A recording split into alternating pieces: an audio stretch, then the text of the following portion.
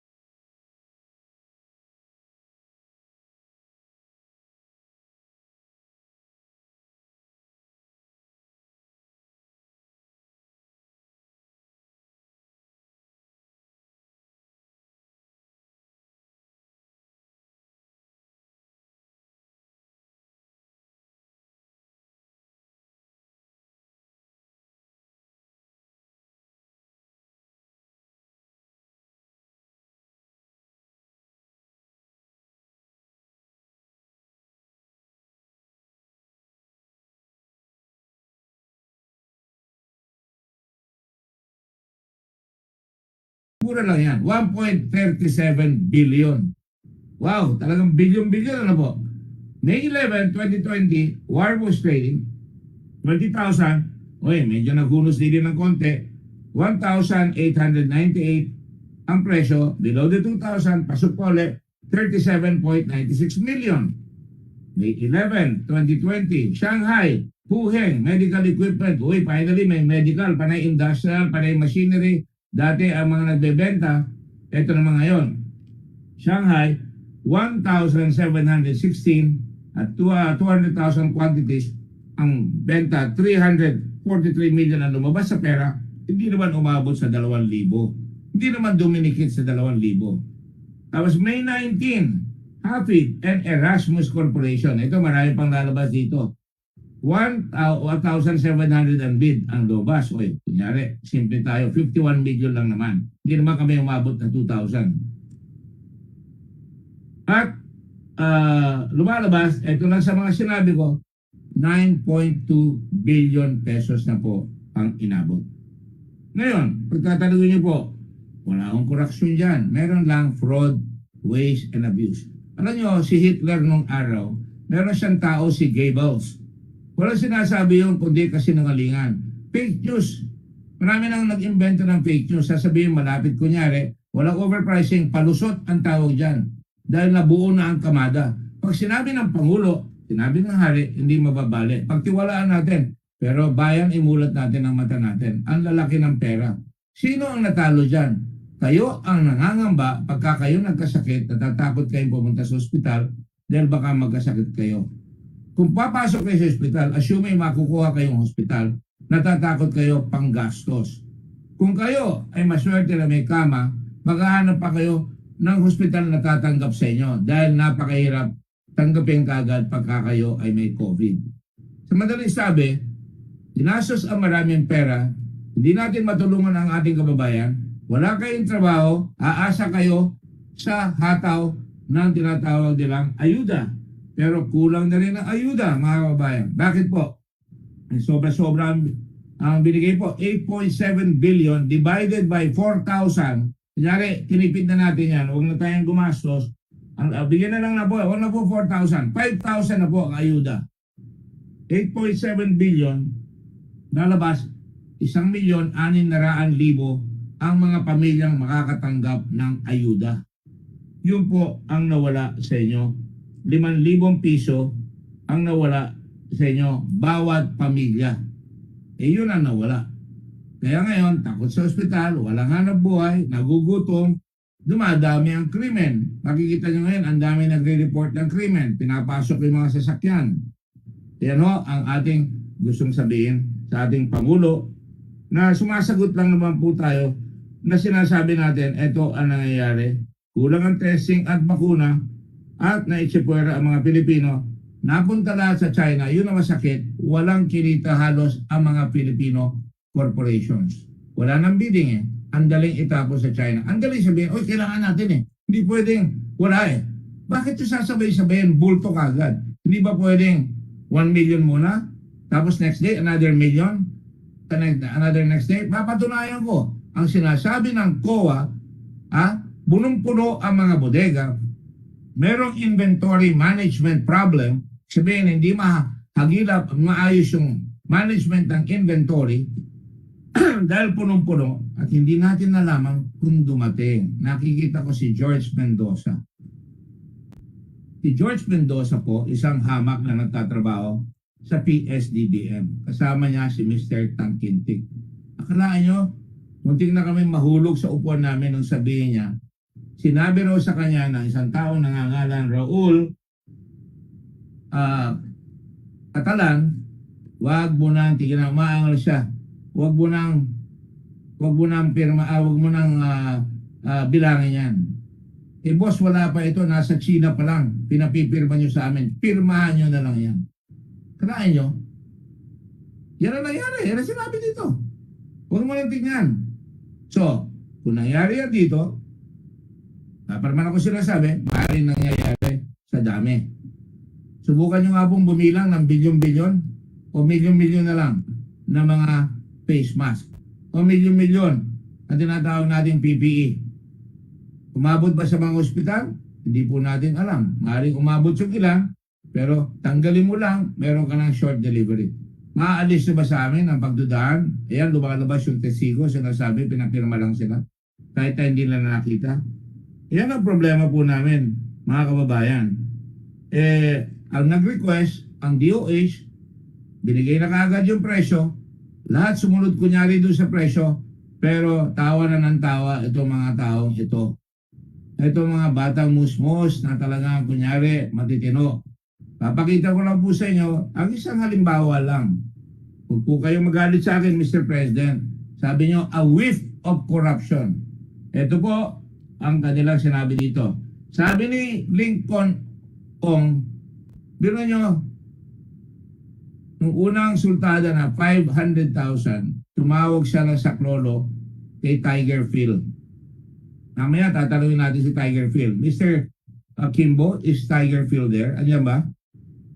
We have issued summons to Tiger Phil and we are checking whether they have arrived, Your Honor. I will report immediately as soon as we find the names. Nasabihin ko na kagad, lalabas naman ang katotohanan eh. Si Tiger Phil po ay isang Chinese na nagnenegosyo sa Binondo, Mr. President. Yan ang tinawag ni Lincoln Ong na kasama nyo nag-meeting sa family. Ano po? Si Tiger Phil po ay nag-supply ng 500,000. Ang pasa niya kay Lincoln para ma-deliver kagad, same, parang grabe. Nagpadala kagad same day. Nagre-request pa lang for RFQ. Anong ginawa? Nag-deliver kagad 500,000. Kinuha raw dito kay Tiger Phil. Nung checkin namin ang presyo ng Tiger Phil, para dito sa family, ang presyo po nila 23 pesos ang presyo po nila. Ang halaga 11,956,000. Dito po ang resibo. Ayan, sinabi ni Mago, same day delivered.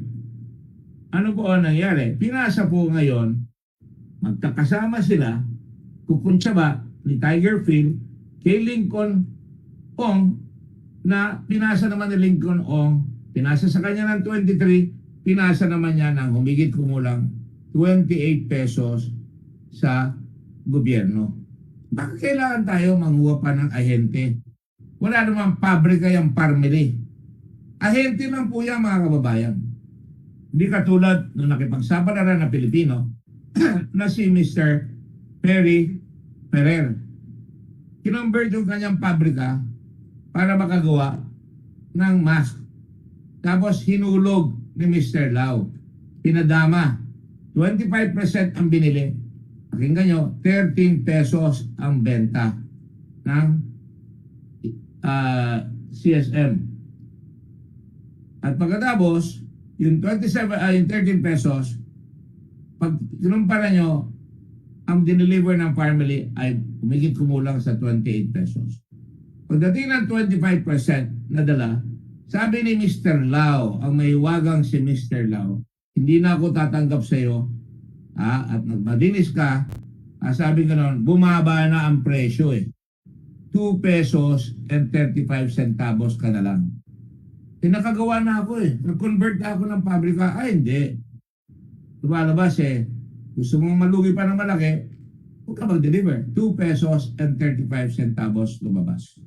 Lugi yung Pilipino. Pero dito, nagkunsaba, ito si Tiger Phil, binili ni Mr. Lincoln yung kanyang isusupply sa Pharmaly, ng Pharmaly sa Department of Health at saka sa PSDBM. Pinasa niya yung 23 naging 28. Wow! Tubo agad. Ano po? Magagaling talaga ito mga ito, Mr. President.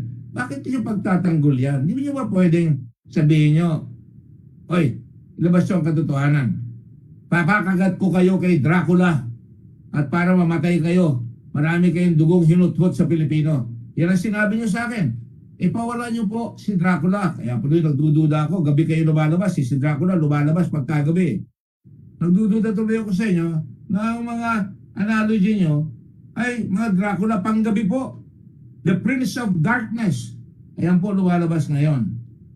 Yan. Ang lumalabas talagang patong-patong. So umpisa pa lang, sasabihin ko na, tanggalin natin ang maskara nitong si Mujit. Si Mujit. Mohit. Ito, stockholder. Siya ay, ano ba siya? Presidente ba siya? Corporate Secretary. Wala naman po masama, kumita naman po kami. Ito ang kotse ni Muhit. Ayan. Gargani. Ayan, no? Porsche 911 Turbo, registered May 7, 2021. Naganap ito April 2020. Wala pa isang taon. Wow! Mr. President, 8.5 million na Porsche. Ayan, no? LTO nagbigay sa amin, registro. Model 2019. Tignan naman natin. Yung kapatid ni Mohit Gargani, 27 years old. President ng kumpanya, Twinkle Gargani.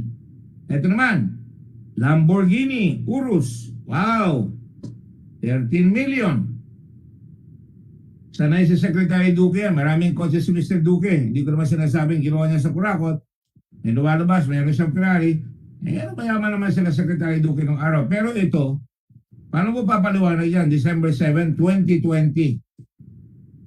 From April na kumita kayo, from May and June kumita kayo, biglang may 13 million si Twinkle Gargani. 13 million na kotse binili. Motor Vehicle Verification, year 2021, blue, Astreus color. December 2020, last registration date. Ayan. Last registration date. Next. Ayan naman, si Mr. Lincoln Ong. Ay, nako Lincoln. Porsche Carrera 4S. Last registration date, February 2, 2021. 13.5 million pesos ang kotse. Estimate. Ayan, nakarehistro sa pangalan ninyo sa Motor Vehicle Verification. Meron ka bang ibang auto? Kala nyo ba hindi namin nahanapin yan? Pakita natin. Lincoln Ong, 5.9 million. Lexus, wow. Okay lang yan. July 9, 2019. Pag mayaman yan, pero ito, iba yung talagang pinakita kanina na kotse. Sunod natin, Porsche Cayenne, 6 million to 8.85. Hindi ako nagdadagdag dito. Ang estimate niyan, 6 million hanggang 8 million ang kanyang kotse. Tatlo yan, panay luxury cars. Nakarehistro sa LTO. Ewan ko kung na-check na ng BIR yung mga tao yan. Sa madaling sabi, sa suma total po, talagang nagpapasasa talaga itong mga taong ito. Di umano, lumalabas. Paano naman kikita ito? Mga bata pa ito. Ito ata si Gargani. Ayoko kung ilang taon na ito. Wala pa atang 30 years old ito. Wow! Porsche, 8.5 million. Mr. President, Meron pa kayong panahon na magbago. Sa pinapakita natin, dapat, ibisigayin nyo na yan, huwag kayong magalit. Hindi ho nyo ako mapipikon sapagkat ako, totoo po yung ginagawa ko. From the very beginning, you have tried to draw away the attention of the people from this investigation. Iwas kayo ng iwas para sa mga tao nyo na nagpasasa. Pinoproteksyon nyo lahat ng mga tauhan nyo. The cabinet can do no wrong. And I believe you to a certain extent. Pero silaw, utang na loob, bibigyan nyo ng ganitong malaki? Ha? Utang na loob nyo sa tao na magbigay kayo ng tapat at tungkulin, Mr. President. Paliwanag nyo! Paliwanag nyo yan. Paano nyo pinayagan itong tao ito na daan-daan talagang bilyong-bilyong piso ang ginhawakan? Ang laki naman ng tiwala nyo masyado dyan. 42 billion pa lang nakikita natin binigay ng Department of Health sa kanila. Dito sa PSDBM. O, paano natin paniniwalaan niya ngayon? Ibig sabihin po, Mr. President, yan o, ang kwento, ang suma total. Ano po? Ang lumalabas ngayon, eto, tatapusin ko na po. Ano po niya, Mr. President? Kahit sabihin niyo, walang overpricing, hindi na naniniwala ang tao eh. At as a matter of fact, Mr. President, baliwala na sa tao yung overpricing. Baka magulat kayo sa sinasabi ko ha. Baliwala na sa tao yung overpricing. Sanay na sila dyan, Mr. President, sa overpricing. Puro kurakot na lang. Ha? Nakita niyo yung mga inappoint nyo doon sa sa Department of Justice, sa Bureau of Immigration? Hindi po ba naipakulong natin yan, nakatulong ang Blue Ribbon? Si Robles at saka si Argusino, di po ba nakita ninyo yung mga litrato? Pwede kong pakita ulit nila, pero wag na. Naka-video yung Brad ninyo na inappoint nyo kasama ng Brad Secretary Aguirre, kasama ng police ninyo. Anong nangyari? Di ba pinakulong ng Sandigan Bayan dahil doon sa video na nakita namin, nakuha namin? Ang laki-laki. O, yan po ba mali ba yung ginawa namin dyan? At ito po, ayan na yan. O, nakita niyo. Tapos bibintang nyo pa sa akin si Asierto. Alam niyo po, Mr. President, si Asierto, nagmagandang loob pa nga ako sa inyo eh.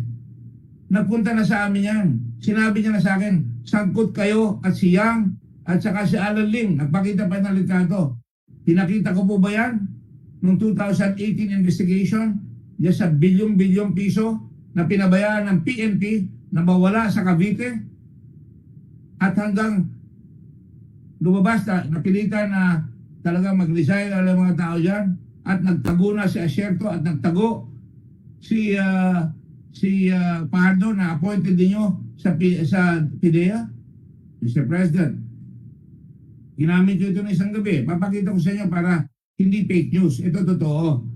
Ang nakalagay dyan sa report natin ng Blue Ribbon ay nakalagay dyan at talagang nagplano lahat yan ay si Asierto. At si Asierto, kasama niya si Pardo at saka si Guban at may binigyan silang pera na si Leo Perete dito, Perete na dating major na nawala. Ayan siya, oh. Ayan si Asierto, Perote. Ayan si Perote, ayan si Jimmy Guban, ayan si Asierto. 6.8 billion shabu shipment.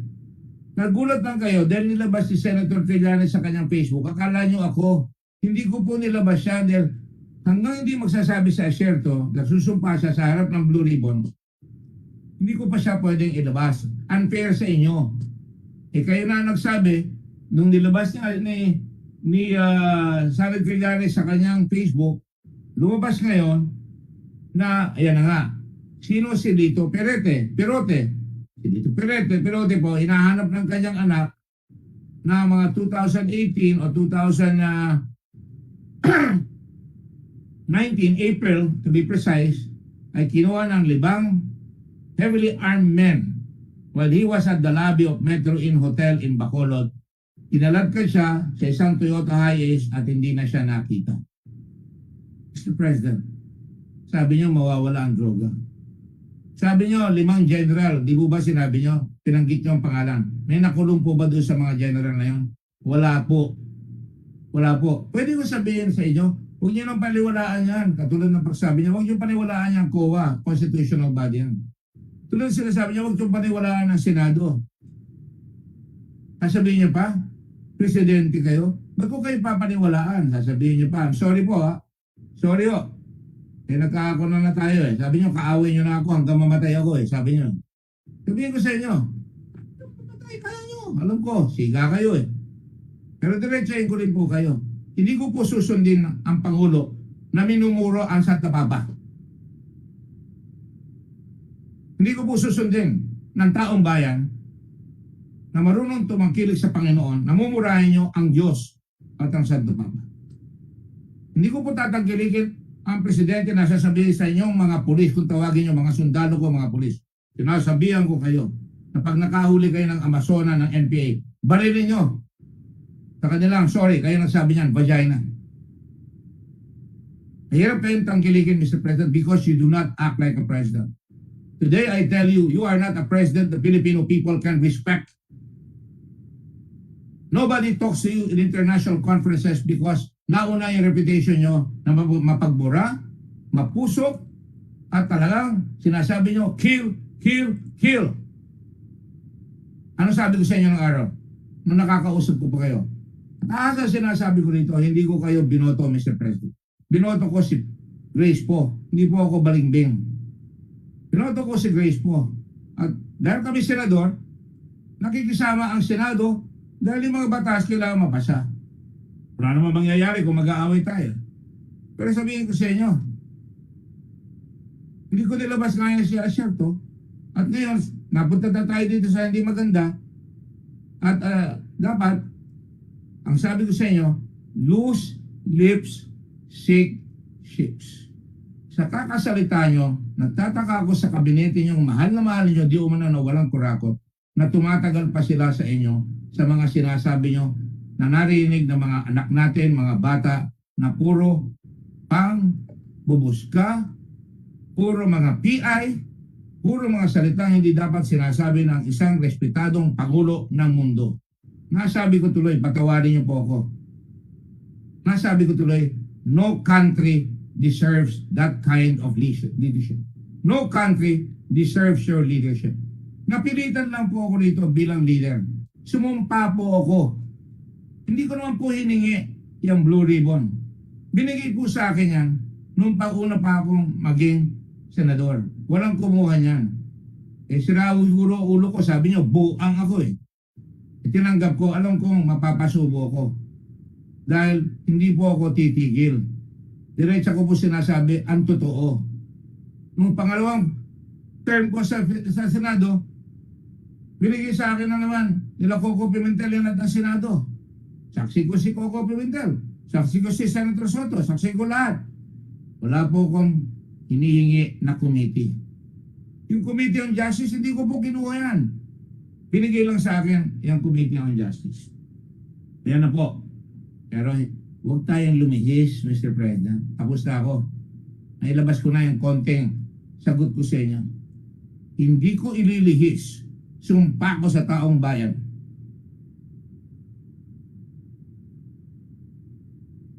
Hindi ko papayag ang Senado ng Republika ng Pilipinas na ilihis ang investigasyon.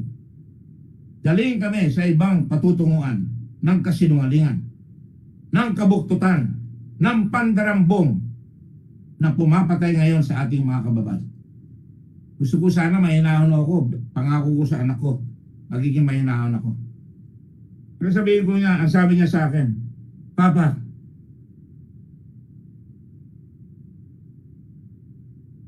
the masses are so used to corrupt officials.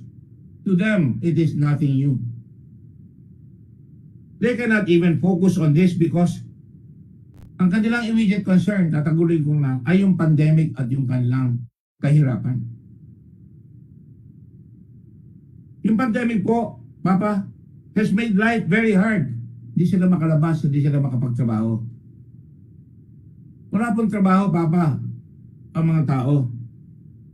Ako na magdadagdag. 4 million people are unemployed. Another 7 million underemployed. Jobs are scarce, and if they can even find work because of your many lockdowns, they cannot even do it. Hindi nila sa makayanan makagahanap ng trabaho. Lahat ng kababayan natin halos isang kayod,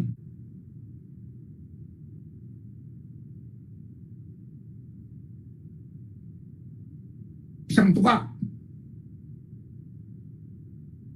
Which means a lot are hungry and worried. Some get sick. Many of them, anak, get sick. At wala silang pera. Araw-araw po sa aking text, alam ng mga anak ko yan. Sir, tulungan niyo ako makapasok sa ospital. They don't even have money for meds.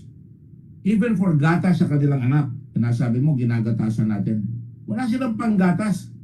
Dahil ginatasan nyo na ang gobyerno ng mga kampon ninyo or to go to the hospital. If they have money, the chances, Mr. President, yan ang katotohanan dahil nakatago kayo dyan sa Davao, are the hospitals are full. Mr. President, nung nasunog ang PGH, andyan kami. Nagpunta po ako dyan. Nadaanan ko, pinisita ko po lahat yung may mga sakit ng COVID. Galit sa akin ang pamilya ko. Bakit ko isinusubo ang sarili ko baka magkasakit ang aking may bahay? Naandyan po ako sa PJs. Nakapunta po ba kayo sa PJs? Nakabisit po ba kayo dyan na may sakit yung mga tao? Mr. President, eto, if they have money, the chances are the hospital is already full. Mahirap makapasok. In other words, people are suffering. I doubt it if a lot of the lower classes, yung mga taong mahihirap, yung mga masa, can even be bothered to care about corruption because they have more immediate concerns. Hunger, sickness, jobs, the lack of money, walang pambili. Yan ang tunay na state of the nation.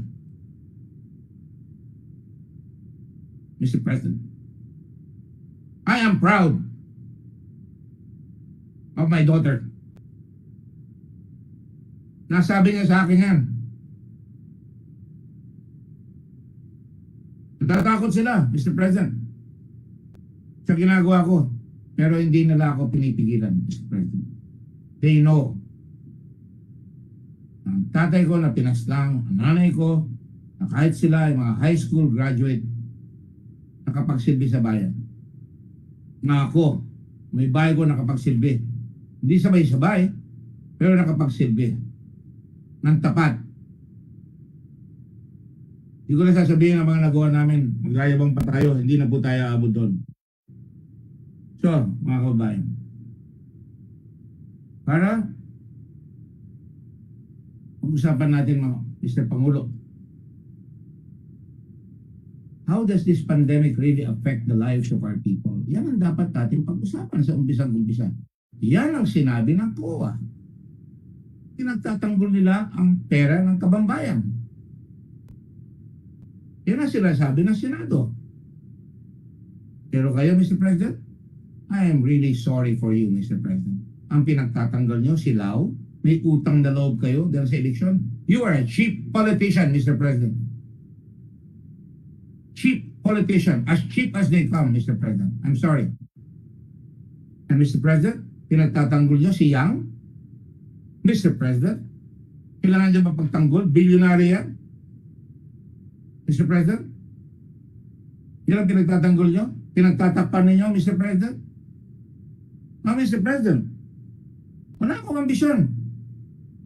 Alam mo, hindi na ako tatakbo. Sa totoo lang eh. Ayoko na eh. Nakapagsilbi na po kami. Kaya huwag niyo akong pagsabihan na ako mamumuliti ka rito. Wala akong plano ngayon. Wala naman akong inaanunsyo. Kayo pa nagsabi, gusto ko mag-Vice President. Eh, sino ba tumatakbo ang Vice President ngayon? Hindi ba kayo, Mr. President? So, Mr. President, balik ko sa issue. Ang issue ay yung taong bayan. Yan ang sinasabi ni Senator Hontiveros. Nahihirapan ng mga tao. Katapang niya sinasabi. Nilalabas niya yung mga katotohanan. Yan ang sinasabi ni Senator Drilon.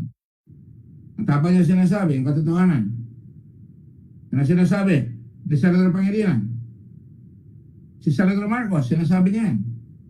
Yan rin po ang sinasabi niyong abang lingkod. Sinasabi ni Senator Lacson.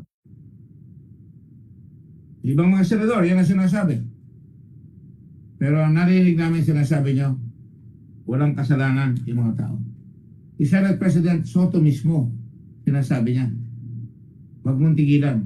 And thank you, Senate President Soto, for telling the President, ginagawa lang ni Senator Gordon yung kanyang tungkulin bilang chairman ng Blue Ribbon Committee. Mr. President, tigilan na natin to, Mr. President.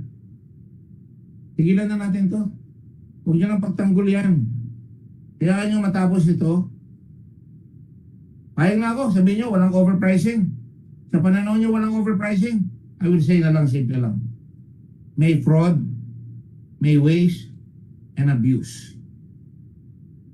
May fraud, may waste, and abuse. I will pray for forgiveness, Mr. President, for you.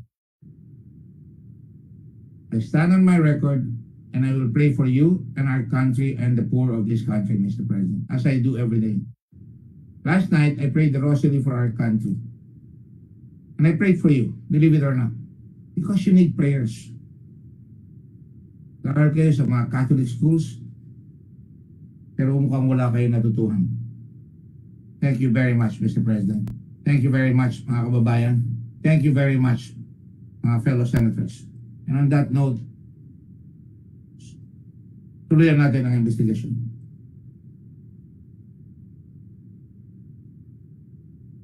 Now proceed with the hearing. I've said a lot and I will ask questions as I follow up with the other senators. The first question will be Senator Ontiveros. Go ahead, Senator Ontiveros. Your Honor, if I may interrupt, there are some guests who have not been sworn yet, Mr. Chair. Before that, Mr. President, Mr. Chairman, before the Secretary takes the floor, may I take the floor, Mr. Chairman? I take the floor to spread into the record my admiration and my congratulations to Senator Gordon for the courage that he has shown. Mabuhay ka din.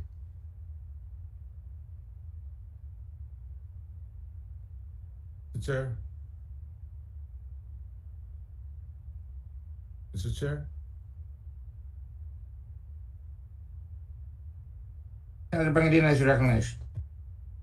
Mr. Chair, I associate myself with the earlier manifestation of our minority leader. We thank you, Senator Gordon, Chairman of the committee, for your courage, and we thank you for your zeal in addressing what I call massive corruption, unconscionable massive corruption. Thank you, Mr. Chairman. Thank you, Senator. Senator Ontiveros, you're recognized. Thank you, Mr. Chairman. Just like Sen Kiko, I join our minority leaders and Frank, my colleague, in expressing gratitude and support for the words and the sentiment and the acts expressed by the chairman just now. And I'm certain that our colleague in the minority, Senator Laila, if she were here, would do the same. Thank you. Salamat po, Mr. President, Mr. Chairman, at mabuhay po kayo. Thank you. Senator Ontiveros, I thank you all. But we are all courageous here. Senator Soto, Senator Lacson, all the people who speak out here, Senator Marcos, and all the others, whether you accept it or not, these are times where courage must come out into the into what is happening, Mr. President. It is so difficult to live during these times. I hope that those are countrymen, yung ating mga kababayan, will find it in their heart to see the truth, makita ang katotohanan. I'm not saying that we are right all the time. Panindigan po natin ang ating pagsisilbi sa bayan at pagmamahal sa bayan.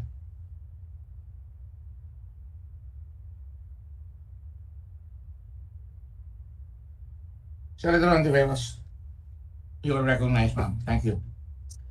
Thank you, Mr. Chairman, but I believe the Director General was also earlier recognized by the chair to swear in Sorry.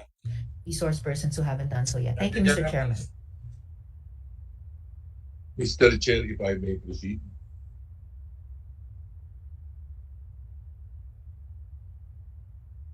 The following are new resource persons today. Miss Noraline Salvador, she has been subpoenaed and she is here right now.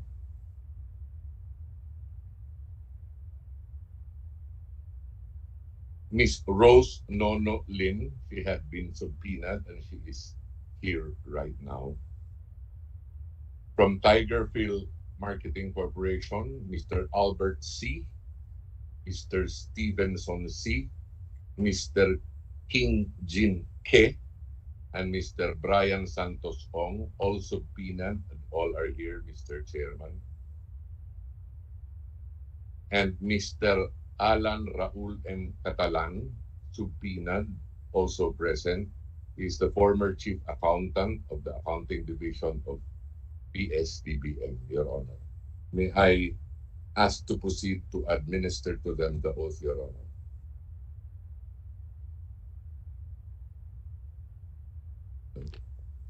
No. Those whose names have been mentioned, would you please raise your right hand for the oath? Do you swear or affirm to tell the truth, the whole truth, and nothing but the truth in this proceeding? Kindly raise your hands, please. A picture will be taken. Slide 1, slide 2, slide 3, slide 4, slide 5, slide 6, slide 7. Pictures have been taken, Your Honor, and it is of the record that they have answered in the affirmative, Your Honor. And I remind that you are under oath and do not take the path of lies. Senator Antiveros, you have the floor, ma'am. Salamat po, Mr. Chairman. Mr. Chairman, for today, I'd like to begin to continue posing questions to Crizel Grace Mago of Farmally, Mr. Chairman. Ms. Mago? Good morning po, Your Honor. Good morning, Ms. Mago. So ipagpatuloy ko po, no? Nung nakaraang hearing, inamin nyo na iisa lang ang date ng pagtanggap nyo ng Request for Quotation o RFQ at pag-deliver ng Farmally ng 500,000 na surgical face masks. Ngayon, Ms. Mago, was there ever a time, meron po bang ever any pagkakataon na gumawa kayo ng delivery even before na nakatanggap kayo ng Request for Quotation o RFQ? Good morning, Your Honor. Based on our records po, this is the only instance that we delivered before issuance of the purchase order. Pero meron bang instance na nag-deliver kayo bago pa man nung RFQ? None po, Your Honor. Ay, nako, Madam Witness, no? Meron po akong ipapakita, Mr. Chairman. I have with me a screen cap of a message exchange na nagkaroon kayo, Ms. Mago, sa isang dating empleyado ng PSDBM. Just for the record, Mr. Chairman, nire-redact po namin ang text exchange bate po sa paghiling ng aming source. Pero ipoprovide ko po yung unredacted copy nito sa komite sa pamamagitan ng chairman. So, tignan po natin ito, Ms. Mago, no? Dito sa message exchange na ito, tinanong nyo yung ka-text nyo kung aware siya na nag-deliver kayo, ang Farmally, ng 2 million pieces of surgical masks. At lumalabas po, hindi siya aware. So tignan po natin itong screenshot, no? Sabi niyo sa kanya, sige, we'll email docs now. Also, are you aware na nag-deliver kami last week ng 2 million pieces? Haha. Ang sagot niya, wait, 2 million? Hahaha. Akala ko 900,000 lang stock nyo. Advance delivery ba ito? Sagot nyo naman, Miss Mago, yes, advance. Haha. Sabi nung ka-text nyo, yikes. Aha, sino nag-utos? At ang sagot nyo, Miss Mago, ay, ask ko muna sila boss. Haha, di ko rin ako aware eh. Tapos kinonfirm ng ka-text nyo, surgical masks din, di ba? At kinonfirm nyo, Miss Mago, ng yes. So dito lang po sa isang text exchange, Mr. Chairman, Miss Mago, wow, ang dami ko pong tanong dito, no? So lumalabas po dito, formally delivered 2 million surgical masks with neither request for quotation nor notice of award. Sa ganitong transaction, Miss Mago, paano kayo nakasiguro na mababayaran kayo? Your Honor, I answered your question based on our records po of the date of the delivery receipt po. That's why I said kanina po that we didn't deliver before we even received the RFQ. With regards to this text message, I will confirm with my records as well of the text messages po, and allow me to get back to you po with an explanation. Well, sure, Ms. Mago, pero mukhang malinaw na anuman yung records na maisasubmit nyo pa sa komite, klaro dito sa text exchanges na nag-deliver kayo na hindi alam ng ka-text nyo sa PSDBM na magde-deliver kayo. In fact, kinonfirm nyo dito na advance delivery ito, whatever that means. At hindi nyo ba naaalala at all itong conversation, Miss Mago? 2 million units ito ng produkto nyo? Your Honor, Mr. Chairman, I do have to check the text messages po kasi this happened over a year ago, and with all that happened last year and this year, medyo hindi po siya fresh sa aking memory. So please allow me some time to confirm po, Your Honor and Mr. Chairman. I will allow that, Mr. Chairman, Ms. Mago, pero mahirap talaga, halos imposibleng makalimot ng isang delivery na 2 million units, lalo na kung advance delivery pa iyon. Tapos pangalawa, Ms. Mago, paano nyo alam kung magkano ang presyo na babayaran kayo? Maalala po natin, Mr. Chairman, yung presyo ng mga masks nung first quarter of 2020, kung kailan nangyari ito, napaka-volatile noon.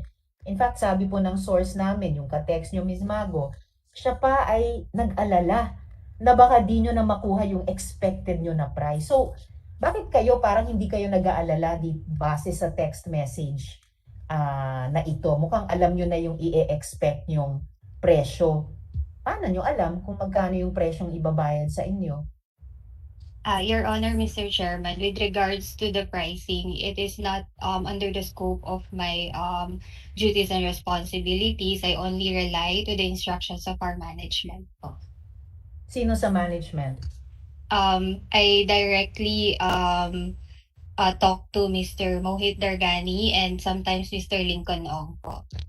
Alright, well, matatanong ko rin, Ms. Mago, sina Mr. Dargani at si Mr. Ong. Pero kahit dyan sa text exchange na iyan, nung itinanong kayo na, haha, sino nag-utos, ang reply nyo ay, ask ko muna sila boss. Hindi rin ako aware.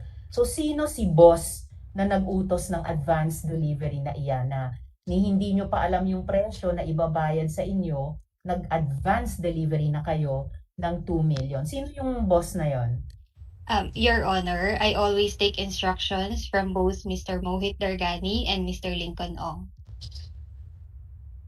Alright, then quickly, Mr. Chairman, pwede ko bang tanungin si Mr. Dargani at si Mr. Ong? With the permission, just a quick manifestation. Yes, Mr. Chairman. Yes, and Kiko. Yes, just for the record, let it be placed, spread on the record that the witness responded to the question regarding the text message, thereby confirming pretty much that that text message took place and that she responds to, or the boss is either Mohit or the other person, Mr. Chair, for the record. Thank you, Mr. Chairman. Salamat, Sen Kiko. So, Mr. Chairman, pwede ko bang tanungin mabilis doon sa dalawang boss na pinangalanan ni Ms. Mago batay dyan sa text message exchange na iyan? Mr. Dargani, bakit nyo inutusan si Ms. Mago na mag-deliver ng 2 million pieces ng masks kahit wala pang request for quotation ni notice of award at hindi nyo pa alam nung panahong iyon magkano ang ibabayad sa inyong preso? Good morning or good noon, Mr. Chair and the Honorable Committee. In particular, actually, I was not coordinating with Crizel in this particular instance regarding the 2 million pieces of mask. I think this delivery of the advance or the instruction of the advance delivery came rather from Mr. Lincoln Ong, since he was the one in direct contact with the supplier. So on my end, my role was to Mr. pardon? Dargani, which supplier was that? I'm not sure who was the specific supplier Mr. Lincoln was talking to, but based on the records, I believe it was we bought it in the end from Tiger Phil. Mr. Ong, hindi daw si Mr. Dargani nag-utos kay Ms. Mago na mag-advance delivery price unknown ng 2 million pieces ng face masks. Bakit nyo inutusan si Ms. Mago na mag-deliver ng ganyang kalaking volume na hindi nyo sigurado ang presyo at ni wala pang request for quotation ni notice of award? Good morning po, Mr. Chair. Good morning po, ma'am.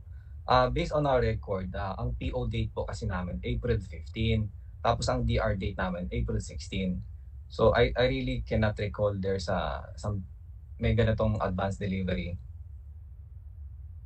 Hindi ba ikaw, Mr. Ong, ang nag-utos kay Ms. Mago na mag-advance delivery ng 2 million? Kasi sabi ni Mr. Dargani, hindi daw sila. E di, ikaw lang, kayo lang ang posibleng nag-utos. Hindi ba kayo ang kumakausap sa Tiger Phil Marketing para dun sa 2 million na masks na iyon? Mr. Chair, ang 2 million mask na yan, I think I have to correct Mr. Dargani. It's not coming from Tiger Phil. It's coming from Wang Jie. From? Galing po to Wang Jie. Wang Jie po. Wang Jie. Yes po. And then Alright. for your... Galing man kay Wang Jie, advance delivery siya. Yun yung lumabas sa text exchange ni Ms. Mago at yung ka-text niyang dating PSDBM. At ni wala pang napag-usapang presyo, and possibly most importantly for our committee, Mr. Ong, ni wala yung mga required documents, request for quotation, notice of award. Super advanced delivery talaga ito. Bakit nyo inutos yun kay Ms. Mago? Mr. Chair, hindi ko maalala may ganitong utos, pero I'm checking my record. As per record, ang PO date namin ay April 15 at ang DR date ay April 16. Mukhang if ever kayo lang ang aware na ganyan sa Farmally, Mr. Ong. Kasi kahit yung ka-text ni Ms. Mago na PSDBM ay hindi aware. At hanggang ngayon, wala rin kayo maipakita ang Farmally na request for quotation, RFQ, o notice of award. So, it's either kayo or si Mr. Dargani ang nag-utos kay Ms. Mago. O alam nga namang siya lamang ang nag-transact sa PSDBM ng 2 million. Lumabas sa text exchange, may boss siyang itinuturing. Yan ang sinabi niya sa taga-PSDBM dati. Mr. Chairman, let me sum up the irregularities. On that point lang, Yes. just very quickly, just a manifestation, very quickly, with the permission Yes, of the chair. Thank you. Just to point out that the witness is insisting on the delivery receipts and the dates, and that it was established earlier that the PSDBM would sign, in fact, these inspection reports prior to the delivery. Therefore, this leads us to seriously doubt the authenticity of the dates of a number of these documents, which were probably fabricated, and to show precisely that there were deliveries when in fact there were not. For the record, Mr. Chair. Thank you, Mr. Chairman, at salamat, Sen. Kiko. I concur with the serious doubts expressed by Sen. Kiko. And let me sum up the irregularities, Mr. Chairman. Batay lang dito sa text exchange na ito, ano po, ganito kasi yung sistema dapat ha, hindi sinunod. Mauuna yung issuance of request for proposals. Susunod po, opening of the proposals. Ayan po. Pangatlong hakbang dapat, evaluation ng mga proposals. Susunod, yung negotiation tungkol halimbawa sa mga terms of delivery. Susunod, yung issuance of resolution recommending award. Susunod, yung issuance ng notice of award. At huli, but not the least, yung purchase order. Sa kaso po ng Farmally, batay lang dyan sa isang text exchange na iyan, nauna ang delivery kaysa notice of award. Tingnan po natin yung notice of award, Mr. Chairman.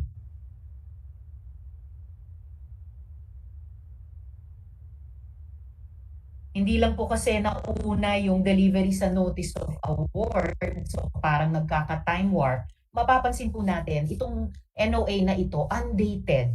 Wala pong petsa sa buong dokumentong notice of award na iyan. Nakalagay pa doon na delivery should be a day after notice of award. Paano masasabi yun ni walang petsa yung dokumentong ito? At ito pong notice of award, Mr. Chairman, ay galing sa aming source, pero wala rin po siya sa PhilJep's website. So pangalawa, nauna ang delivery kaysa sa purchase order. Tingnan naman po natin yung purchase order, Mr. Chairman.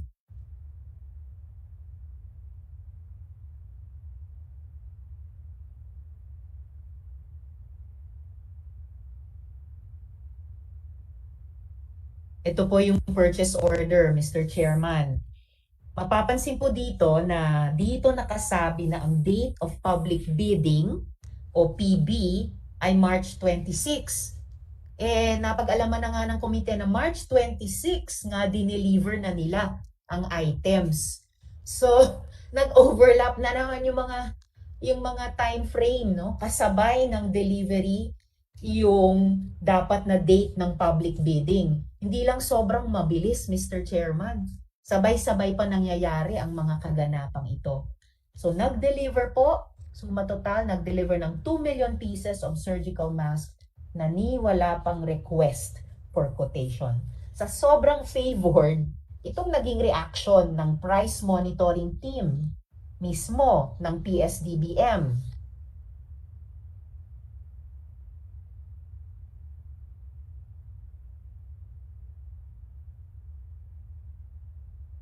Papakita ko po yung reaction, Mr. Chairman, ng price monitoring team ng PSDBM.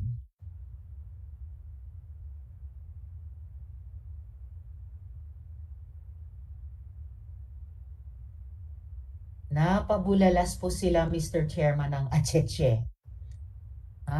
PS na rin nag-register sa kanila sa PhilJep's atseche. Di talaga sila makapaniwala. At saka ito pong AFG, Mr. Chairman, no? Mukhang ito ang Admin and Finance Group ng PSDBM. Sabi din ng aming source na ang nagbigay ng pangalan ng Farmally sa kanila sa PSDBM at nag-register pa sa Farmally sa PhilJep's ay ang isang ASEC for Admin na si Attorney Christine Suntay. So, for the records, as of now, Mr. Chairman, no? So, sino ba ang kausap ng mga ito na sure sila na makukuha nila ang award? No? Sino ba itong mga sobrang malakas? At dahil malakas, sobrang pinagpapala. At this point, Mr. Chairman, I'd like to continue by posing questions to Ms. Rose Nono Lim.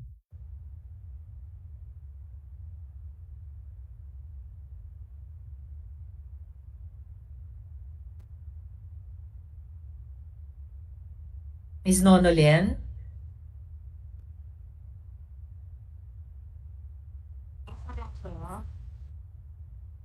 Yes, Mr. Chairman.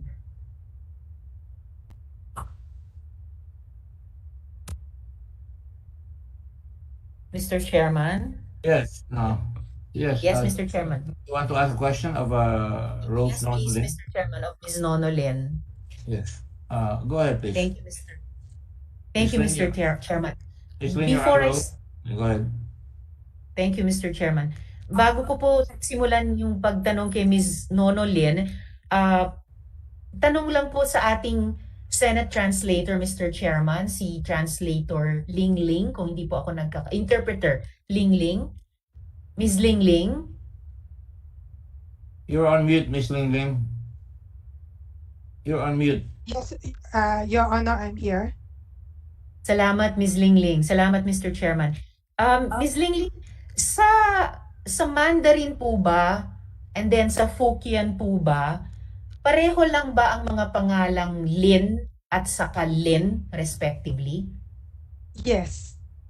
Pareho po. The Lim is Fujian and the Lin is Mandarin.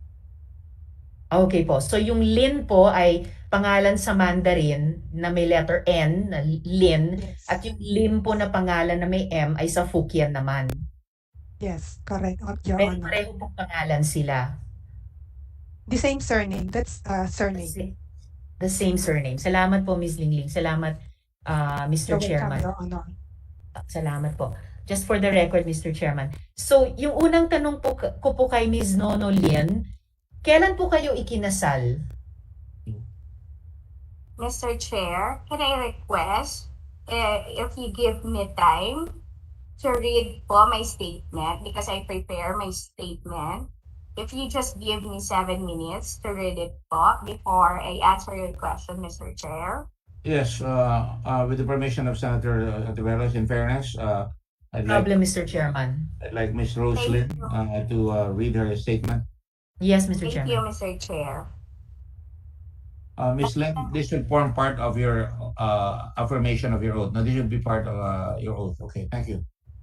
Thank you, Mr. Chair. Magandang umaga po sa pinuno ng Blue Ribbon Committee ng Senado, kagalang-galang na Senador Richard Gordon, at sa mga miyembro ng komite. Salamat, Honorable Chair, sa pagkakataong basahin ang aking statement. Mahalaga po ang oras ng komite, kaya 7 minuto lang po ang hinihiling ko. Buong suporta po ako sa layunin ng Blue Ribbon Committee na imbestigahan ang paggastos ng gobyerno ng pondo sa laban sa COVID-19. Ngunit may ilang sektor na ang layunin ay samantalahin ang pagdinig na ito upang ako at ang aking pamilya ay sirain.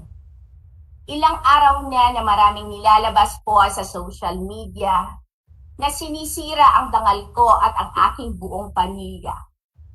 Kami raw po ay may kinalaman sa illegal drugs at ako raw ang susi ng pinaghihinalaang korupsyon dahil sa koneksyon sa gobyerno. Ito po yon, Mr. Chair. Ito po yung picture na to. Sorry po, hindi po namin mai-flash.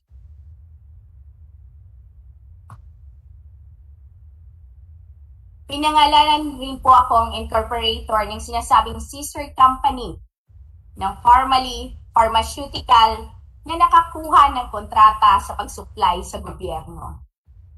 Pinagtabi pa po. Just a moment, Rose, sandali lang, no?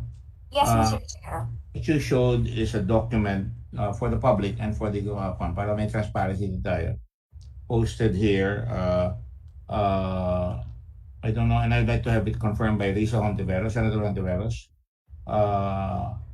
And it says, sino si Alan Lim? Is this it? Yes po.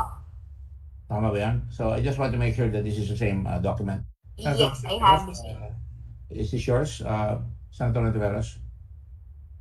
That is a photograph, Mr. Chairman, posted by Ms. Rose Nonolin herself in her Instagram account. All right. Okay. Mr. I'm sorry, Yes, Mr. Mr. Chairman. Chair, but I don't have any photos of this that I will post on my Instagram account. Please go ahead. Please proceed. Thank you, Mr. Chair. Pinagtabi pa po ang mga bintang na ito, ang larawan po ng aking mga anak at aking Facebook page na nagpapakita ng intensyon na tumakbo po ako bilang kongresista sa Quezon City. Mr. Chair, para po sa kaalaman ng lahat, ito naman po. Nandito po yung pictures ng mga anak ko.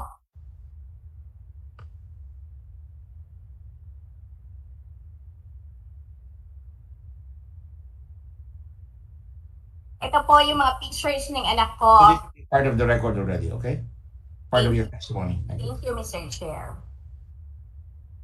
Unang-una po sa lahat, Mr. Chair, Senator Gordon, Yes, ma'am. na kahit man lang yung mga larawan po ng aking mga anak na inuugnay po sa akusasyon ng illegal na droga at korupsyon, tanggalin po online. Walang kaso laban po sa amin na na-file po sa korte. At ang nag-iisang pangalan ng asawa ko po ay Wishong Lin.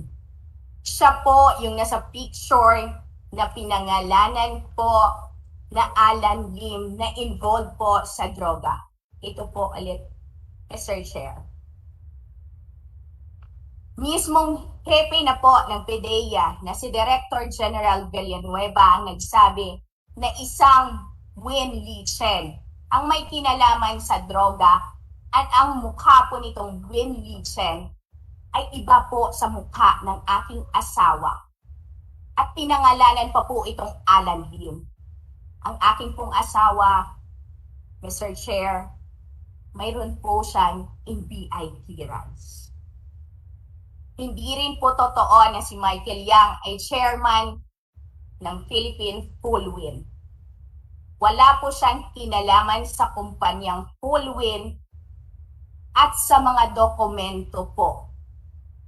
Bakit naman po kailangang magpaliwanag po ako sa publiko kung kilala ko man si Michael Yang? Ang asawa ko po ay isang Chinese na negosyante na nakikipagnegosyo po sa ibang mga Chinese dito.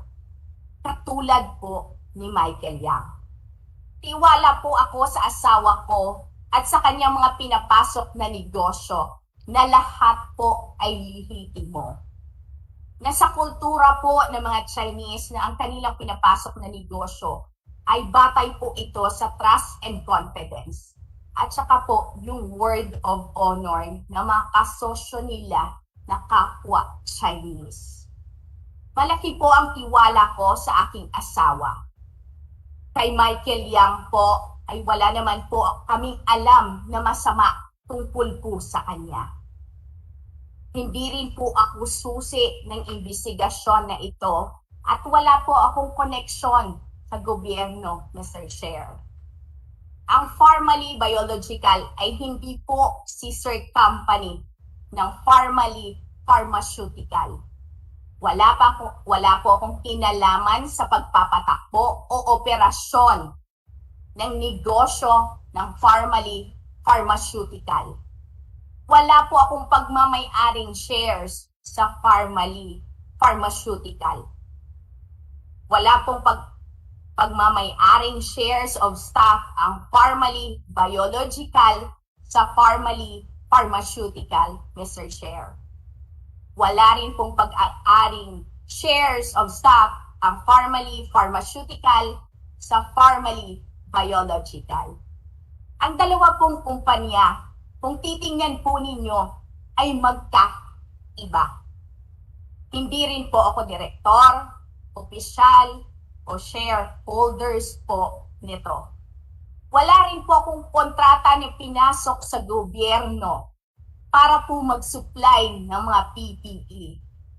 Ako po ay isang karaniwang mamamayan lamang, Mr. Chair, at ang aking pangarap sa politika ay wala pong kinalaman sa pagdinig na ito.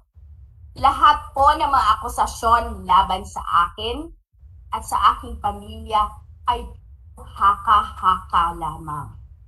Mr. Chair, maraming salamat po sa oras na binigay ninyo and God bless po. Mr. Chairman, Ms. Rose Nono, thank you very much. Rose Nono Lim, thank you. Thank you, Mr. Please Chair. proceed, Senator Ontiveros. salamat po Mr. Chairman. Bago po ako magtanong kay Ms. Rose Nonolien, I take strong exception dun sa pag-deny nila na sila yung nag-post in fact ng photo na iyon online. Yan po ay galing sa kanyang social media account, in particular yung kanyang Instagram account. At dun pa nga sa kanilang pagsabi na pinapasok sa issue yung kanilang mga anak, that is confirming na galing sa kanilang pamilya ang photo na iyon o yung mga batang iyon. At mapapansin po natin, Mr. Chairman, just as importantly, gusto kong bigyang diin. Binlur namin yung photos na iyon nung shinare namin yung photo na pinost ni Ms. Nono Lin. Dahil nirerespeto namin ang privacy ng mga bata. Yung privacy siguro ng mga possible plunders, Mr. Chairman, not as much as at all. So for the record, Mr. Chairman, naggaling yan sa post ni Ms. Nono Lin, yung photo na iyon, at aming pong binlur ang parte ng photo na may mga bata. For the record, Mr. Chairman. Mr. Ngayon, sa Chair, aking mga tanong, Mr. Chairman. Mr. Chairman, sorry. Mr. Chairman. Yes, go Mr. ahead. Chairman, do I have the floor? Ms. Nono Lim. Mr. Chair, Alright. hindi po ako nagpo-post. I want to clear lang po. Hindi po ako nagpo-post nito sa Instagram ko dahil hawak ko po. Ako ang may hawak po ng Instagram ko. And Mr. Chair,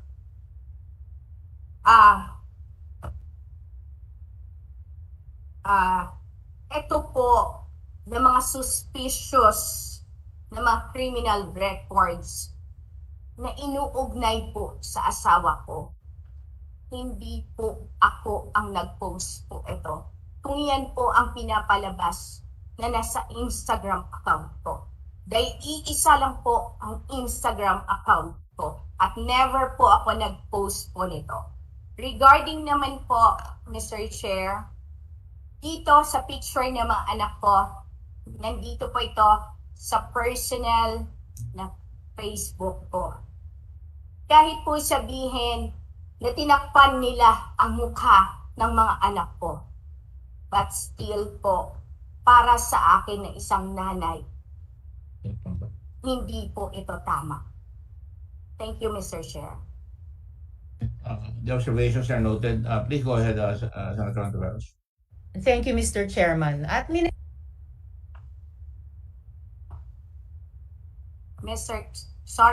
Chair.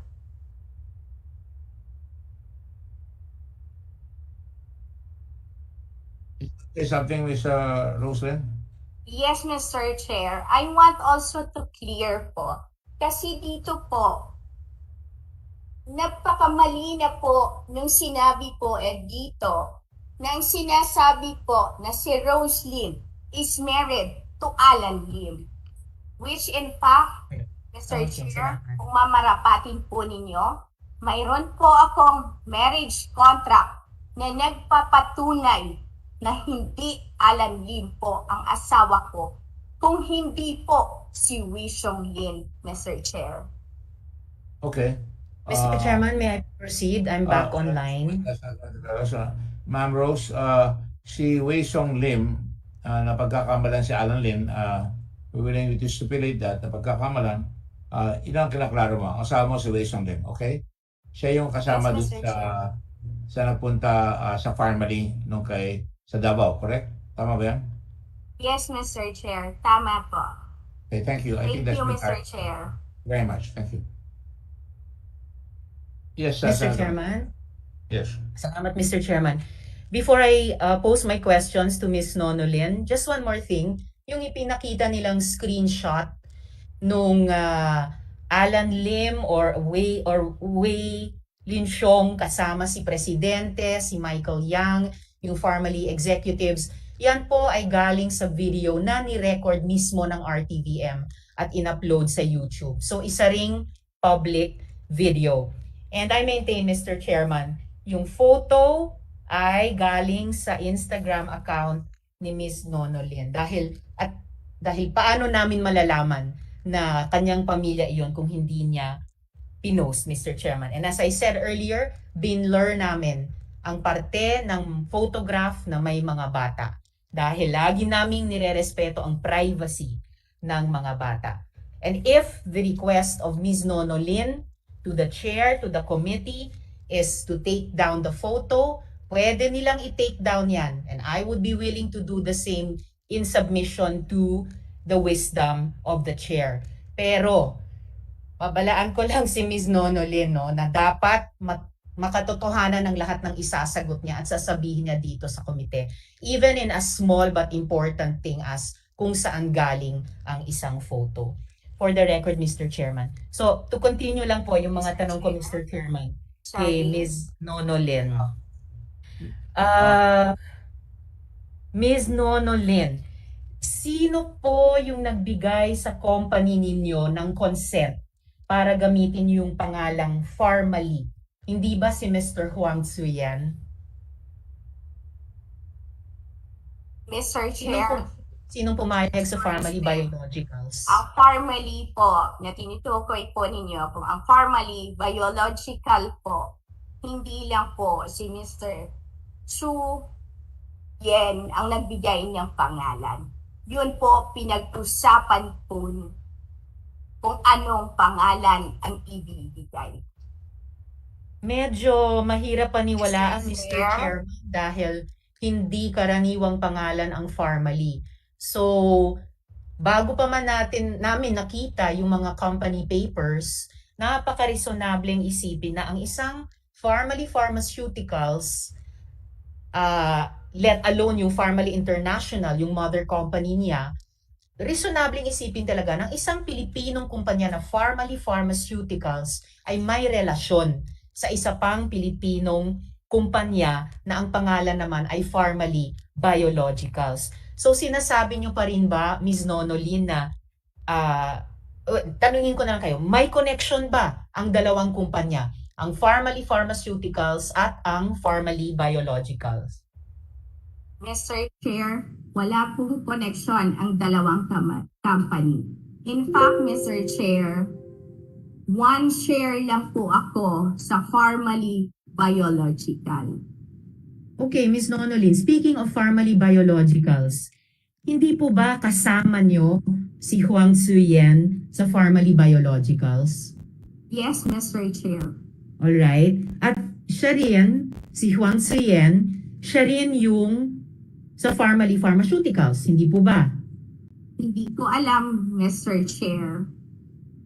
Oh, usually Mr. naman Chair, po I kapag want to kasama hear. sa isang kumpanya tulad ng Formally Biologicals, inaalam nyo yung background, lalo na business background ng kasama nyo tulad ni Huang Tzuyan. So dapat alam nyo na siya ay kasama, siya rin yung sa Formally Pharmaceuticals. Sino pong nagpakilala sa inyo ni Mr. Huang Tzuyan, Ms. Nonolin? Mawalan ka lang po, Mr. Chair.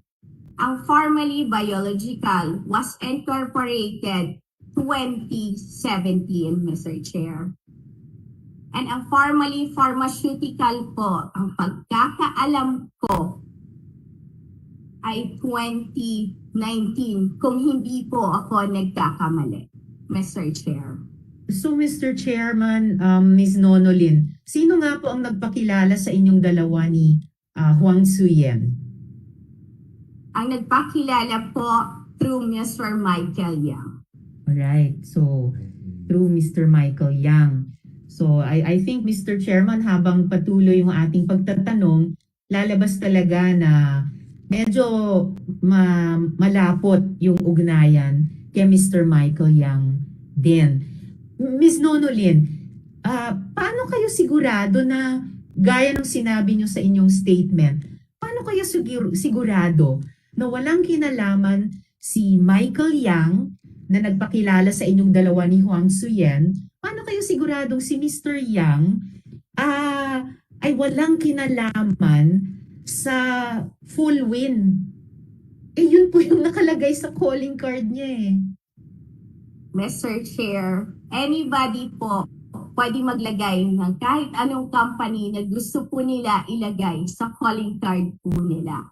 Naku po, Ms. Nonolin, mahirap naman pong mag-imbento ng pangalan ng kumpanya dito sa calling card ni Mr. Yang Hongming o Mr. Michael Yang na full win na nakalagay pa yung titulo nilang Presidential Economic Advisor. Parang ang hirap namang parang baliwalain or gawing napakagaan lang ang bigat ng salitang presidential sa isang calling card kung invento lang na siya yung chairman ng full win na parehong nakalagay dyan sa calling card na iyan. So, yung calling card ba na ito ay kasinungalingan, Ms. Nonolin?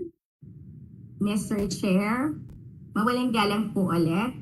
Pero sa tingin ko po, baka po mas nararapat po na tingnan po natin yung SEC records po kaysa po dun sa calling card. Well, don't worry Mr. Chairman, darating din po tayo dyan sa mga papeles ng mga kumpanyang ito. Pero talagang lumalabas at least at this point sa ating hearing na pag pinagtapat natin itong calling card ni Chairman Yang Hongming bilang Presidential Economic Advisor na sila daw ay chairman ng full win, parang mahirap paniwalaan talaga na ito ay gawa-gawa lang unless scam lang itong calling card na ito, Mr. Chairman. One more, Ms. Nonolin, tungkol kay Mr. Yang. Sinasabi niyo po ba na never at any point in time na naging connected sa full win si Mr. Michael Yang? No, Mr. Chair. Okay, again, Mr. Chairman, very hard to believe that as a fact dahil lumalabas hindi lang dito sa Pilipinas pero kahit halimbawa sa isang article sa isang Xiamen newspaper na noong 2015 nung pina-finalize pa lang ni Presidente yung kanilang pagtakbo bilang Presidente, sinamahan sila ni Mr. Michael Yang para bisitahin ang mga opisina ng Full Win International kung saan opisina po iyon ni Mr. Zheng Bingchang. So, unless hindi alam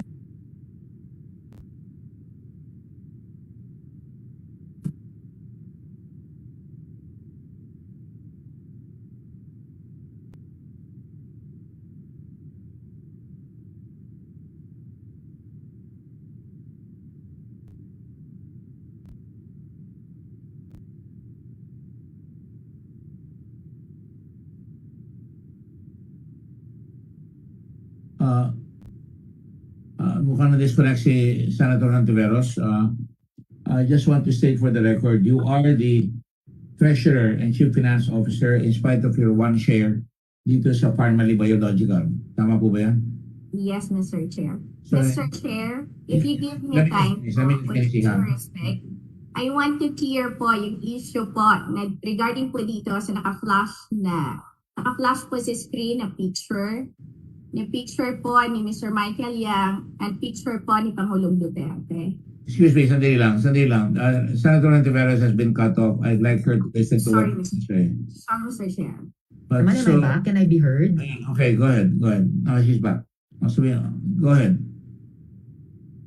Mr. Chair,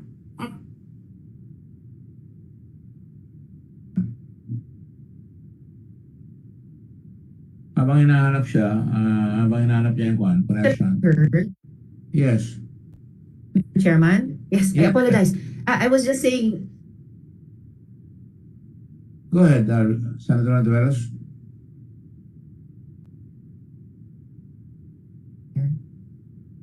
am I there? Go ahead. You're back. You're back, Senator Antiveros. Na nandun ang pangalang ni Mr. Yang Hongming o Michael Yang, nandun yung titulo nila na Presidential Economic Advisor, at nandun yung full win bilang chairman no? And then with the other documentary, not just evidence, but records nung pagkakilala ni na Mr. Yang, Mr. Zheng ng Fullwin International. And in fact, sila, si Mr. Yang, ang nagdala kay Presidente noon, bago sila naging Presidente, sa Xiamen offices ng Fullwin International. And po sa warning ko kanina kay Ms. Nonolin, mas alam ito ng chairman kaysa sa akin. Kayo pong mga abogado, meron kayong kasabihan na falsus in uno, falsus in omnibus. Kung may isang kasinungalingan sa buong statement, ay pagdududahan talaga na yung buong statement ay kasinungalingan din. For the record, Mr. Chairman, especially in relation to the source of that photograph mula sa Instagram account ni Ms. Nonolin at itong pagpupumilit nila na walang kinalaman si Mr. Yang sa Fullwin, samantalang there are signs of that all over the place, kahit sa online lang kung mag-Google search ang mga tao. At this point, Mr. Chairman, I would like to pose questions next to Mr. Michael Yang. Sorry, Mr. Chair, can you Yes. give me some few minutes to clarify the pictures that was posted sa screen na kasama ni Pangulong Duterte si Michael Yang? For the information of everybody po. Dalawa po, isang Xiamen Fullwin International at isa pong Philippine Fullwin Company. Magkaiba po yon, Mr. Chair. Ang sa Xiamen Fullwin, nandun po si Mr. Yang. Sa Philippine Fullwin, wala po siya kahit i-check niyo po yung ACEC documents. Hindi po pwedeng pagsamahin ang dalawang magkaiba na kumpanya para lang po sabihin na ang isang tao ay parehas na miyembro ng dalawang kumpanya, Mr. Chair. Mr. Chairman, Excuse me, binanggit na rin yung... with your permission, Yes, I Mr. just want to ask one question lang. Yes, Mr. Chairman. Miss Rose, Mrs. Lynn rather, the brother of Michael Yang, pangalan niya Yang Hongjiang. Director siya ng Fullwin Philippines. Yes, Mr. Chair. Okay, thank you. So Thank kasama you, mo Mr. siya. Chair. Ikaw ang treasurer doon, di ba? Ikaw ang treasurer. Yes, Mr. Chair. Thank you. Thank you, Mr. Chair. Mr. Chairman, I'll... Senator Dillon, yes, with the permission of Senator... Yes, Senator Dillon. Just one yes, question. Mr. Chairman, of course. Yes, with your permission of Senator Hontiveros. Miss Lynn, Certainly. you are the treasurer. Is that correct? Treasurer of this corporation? Yes, Mr. Chair, for Philippine Fullwin. Okay, of Philippine Fullwin. Yes. You have only one share, did you say? I'm sorry, Mr. Chair. That's for Pharmaly Biological that I only have one share. How did you become a treasurer if you have only one share? I'm sorry? You have one share in which company? Pharmaly Biological, Mr. Chair. Sorry. Pharmaly Biological. Just Yes. one question. Treasurer is a very sensitive position in a corporation. You have only one share. Who nominated you as treasurer? It is the discretion of the board of directors whom they want to put as the directors of the company, Mr. Chair. I'm sorry. It is the discretion po of the corporation who want Yes. That is Who correct.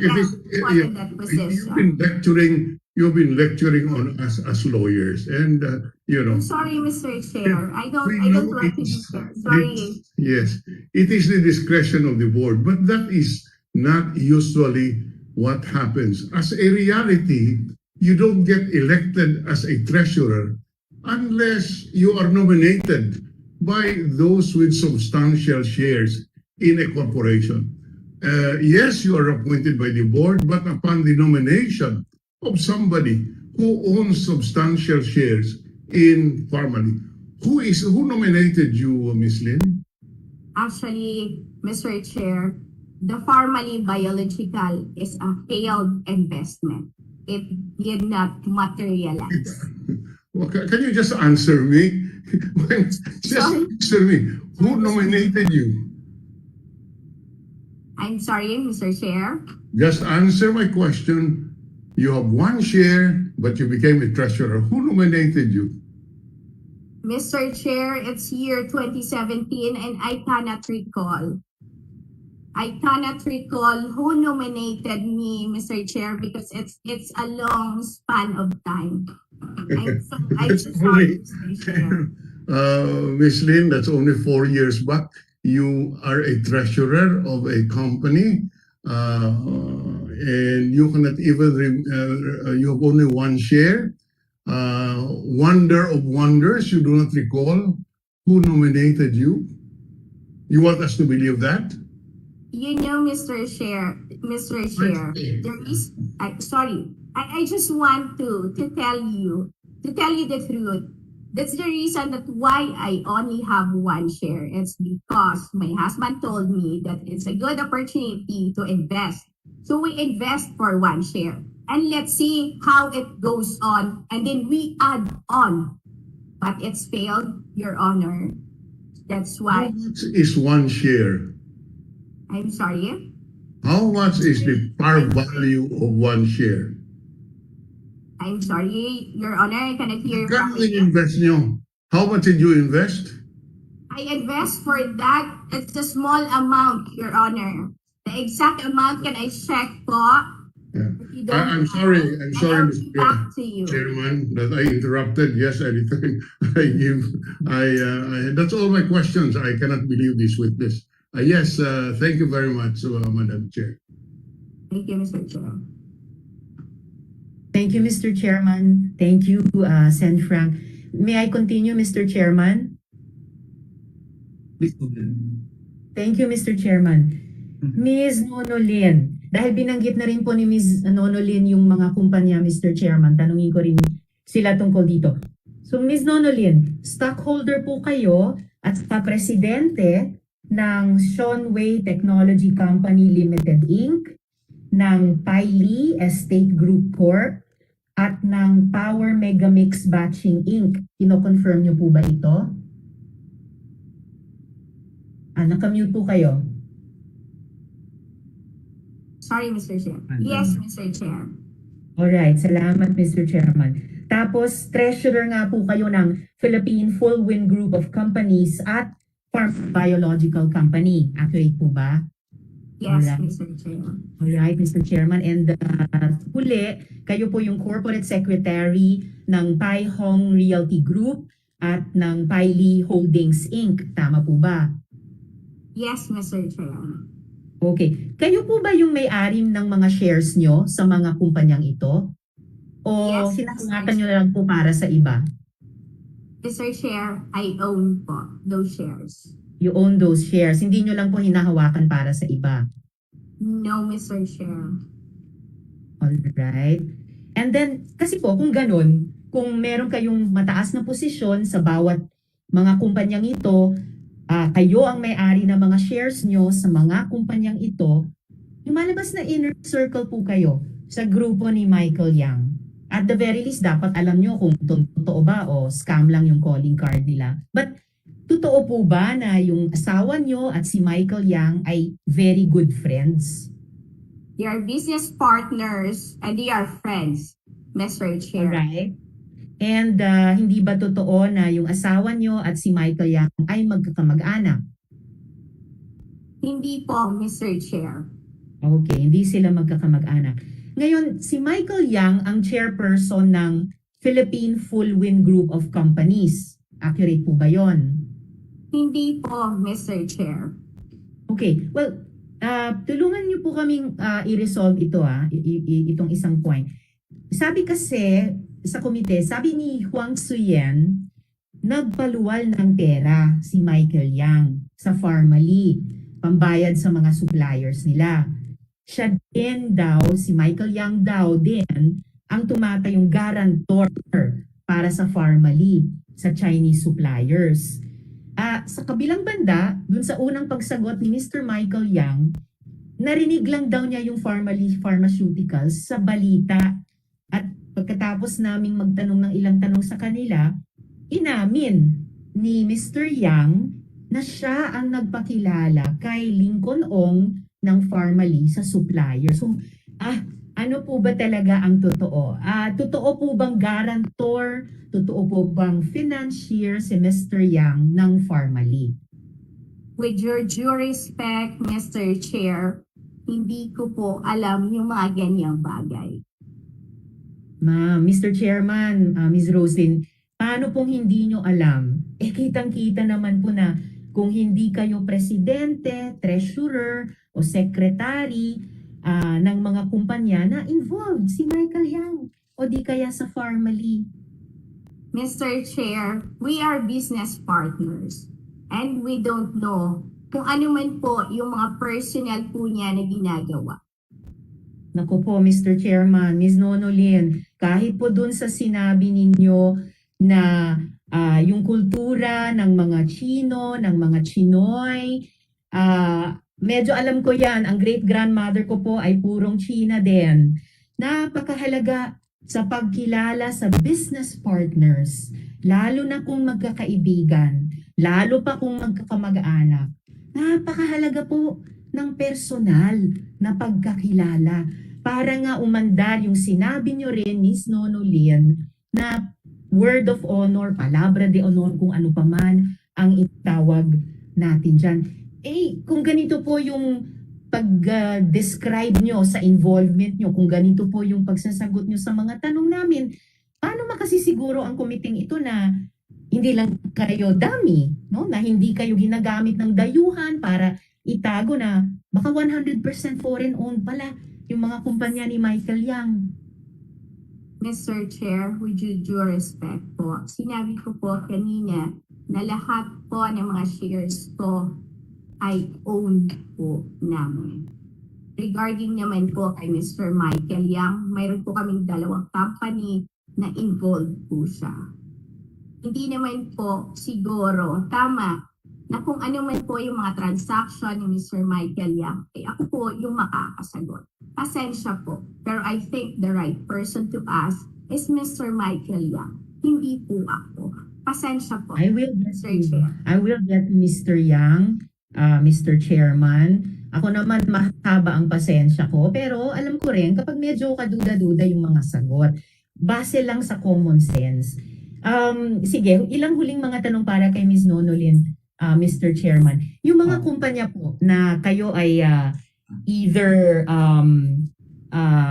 presidente, treasurer, o corporate secretary, meron din po bang mga kontrata sa gobyerno o mga awards mula sa gobyerno ang mga kumpanyang iyon? Mr. Chair, kung sinasabi niyo po na kontrata o na award po, mayroon po kaming isa, ang Seanway Technology, na mayroon pong core license. Yes, perfect timing po, Mr. Chairman. Yan po ang sunod na itatanong ko kay Ms. Nonolin. Yan nga pong Seanway Technology na presidente po kayo. Ito po ba ay Pogo Company? This is offshore gaming company, Mr. So, Pogo Chair. po siya. Yes po. Okay. And in fact, ayon sa isang news report, yung Seanway ay may libo-libong empleyado at meron ng 7 sub-licensees na ang pinakamalaki sa 7 sub-licensee na iyon ay yung Shidai Keiji Technology. Tama po ba yon? Tama po, Mr. Chair. Marami pong sub-licensee. Yes. Pero ang pinaka-interesante, at least sa ngayon, Mr. Chairman, ay ito nga pong Shidai Keiji. Kasi tama po ba na itong Shidai Keiji ay yung Pogo outfit na iniulat sa balita na nagpapatakbo ng illegal na clinic para sa kanilang mga manggagawang Chino. Tama po ba yon?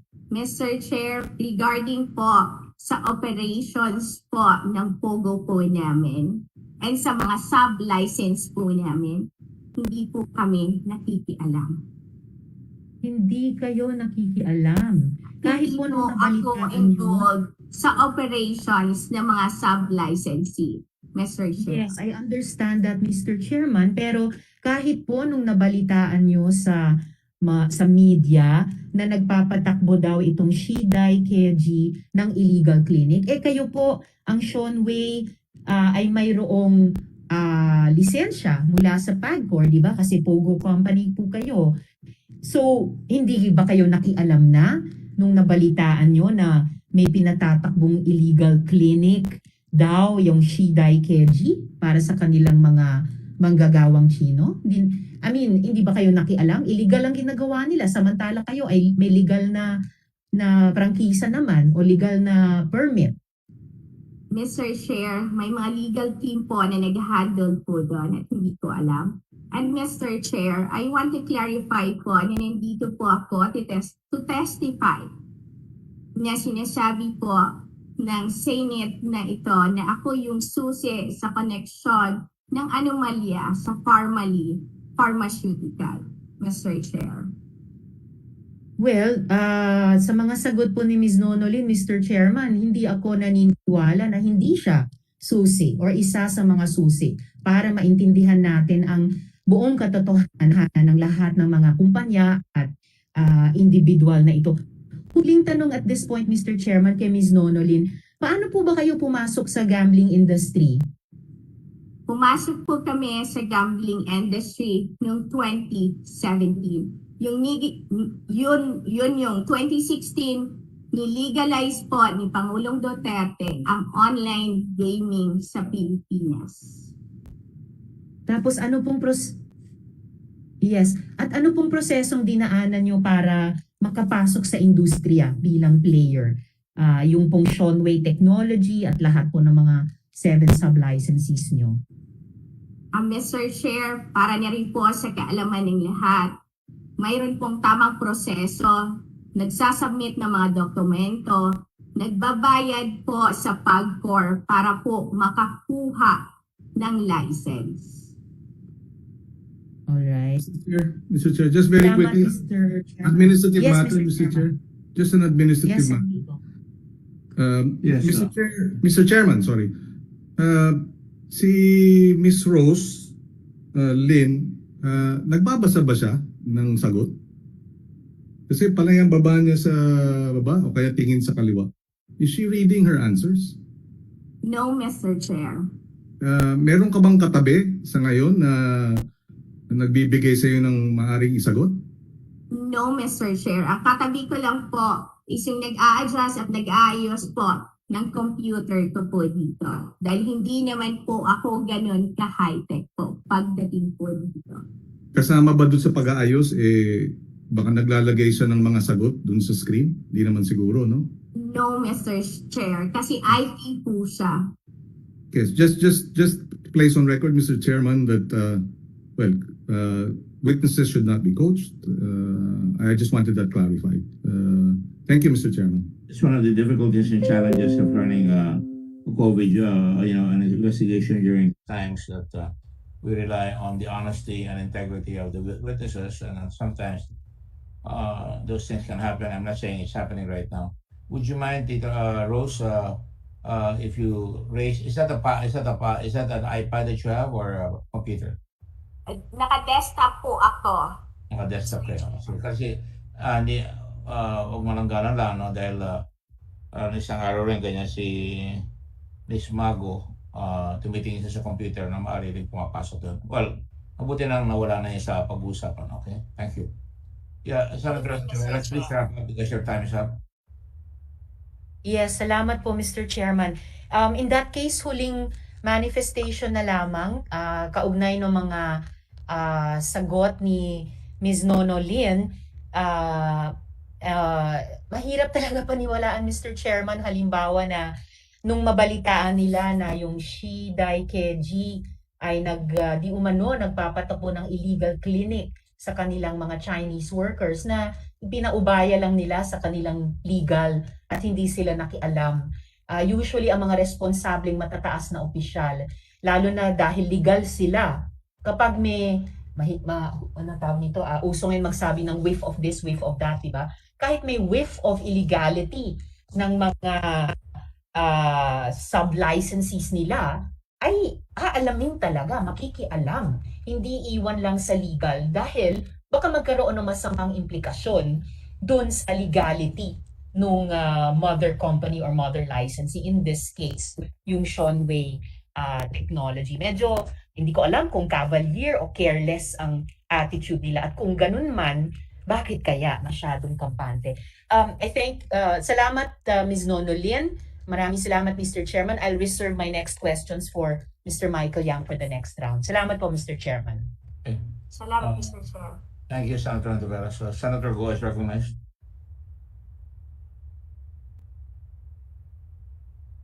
Senator Go.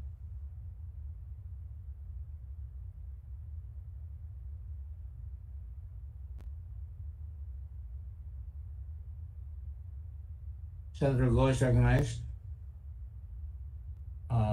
If he's not there, I will have to call Senator Cayetano. Senator Go, are you there? I can see your name. Can you please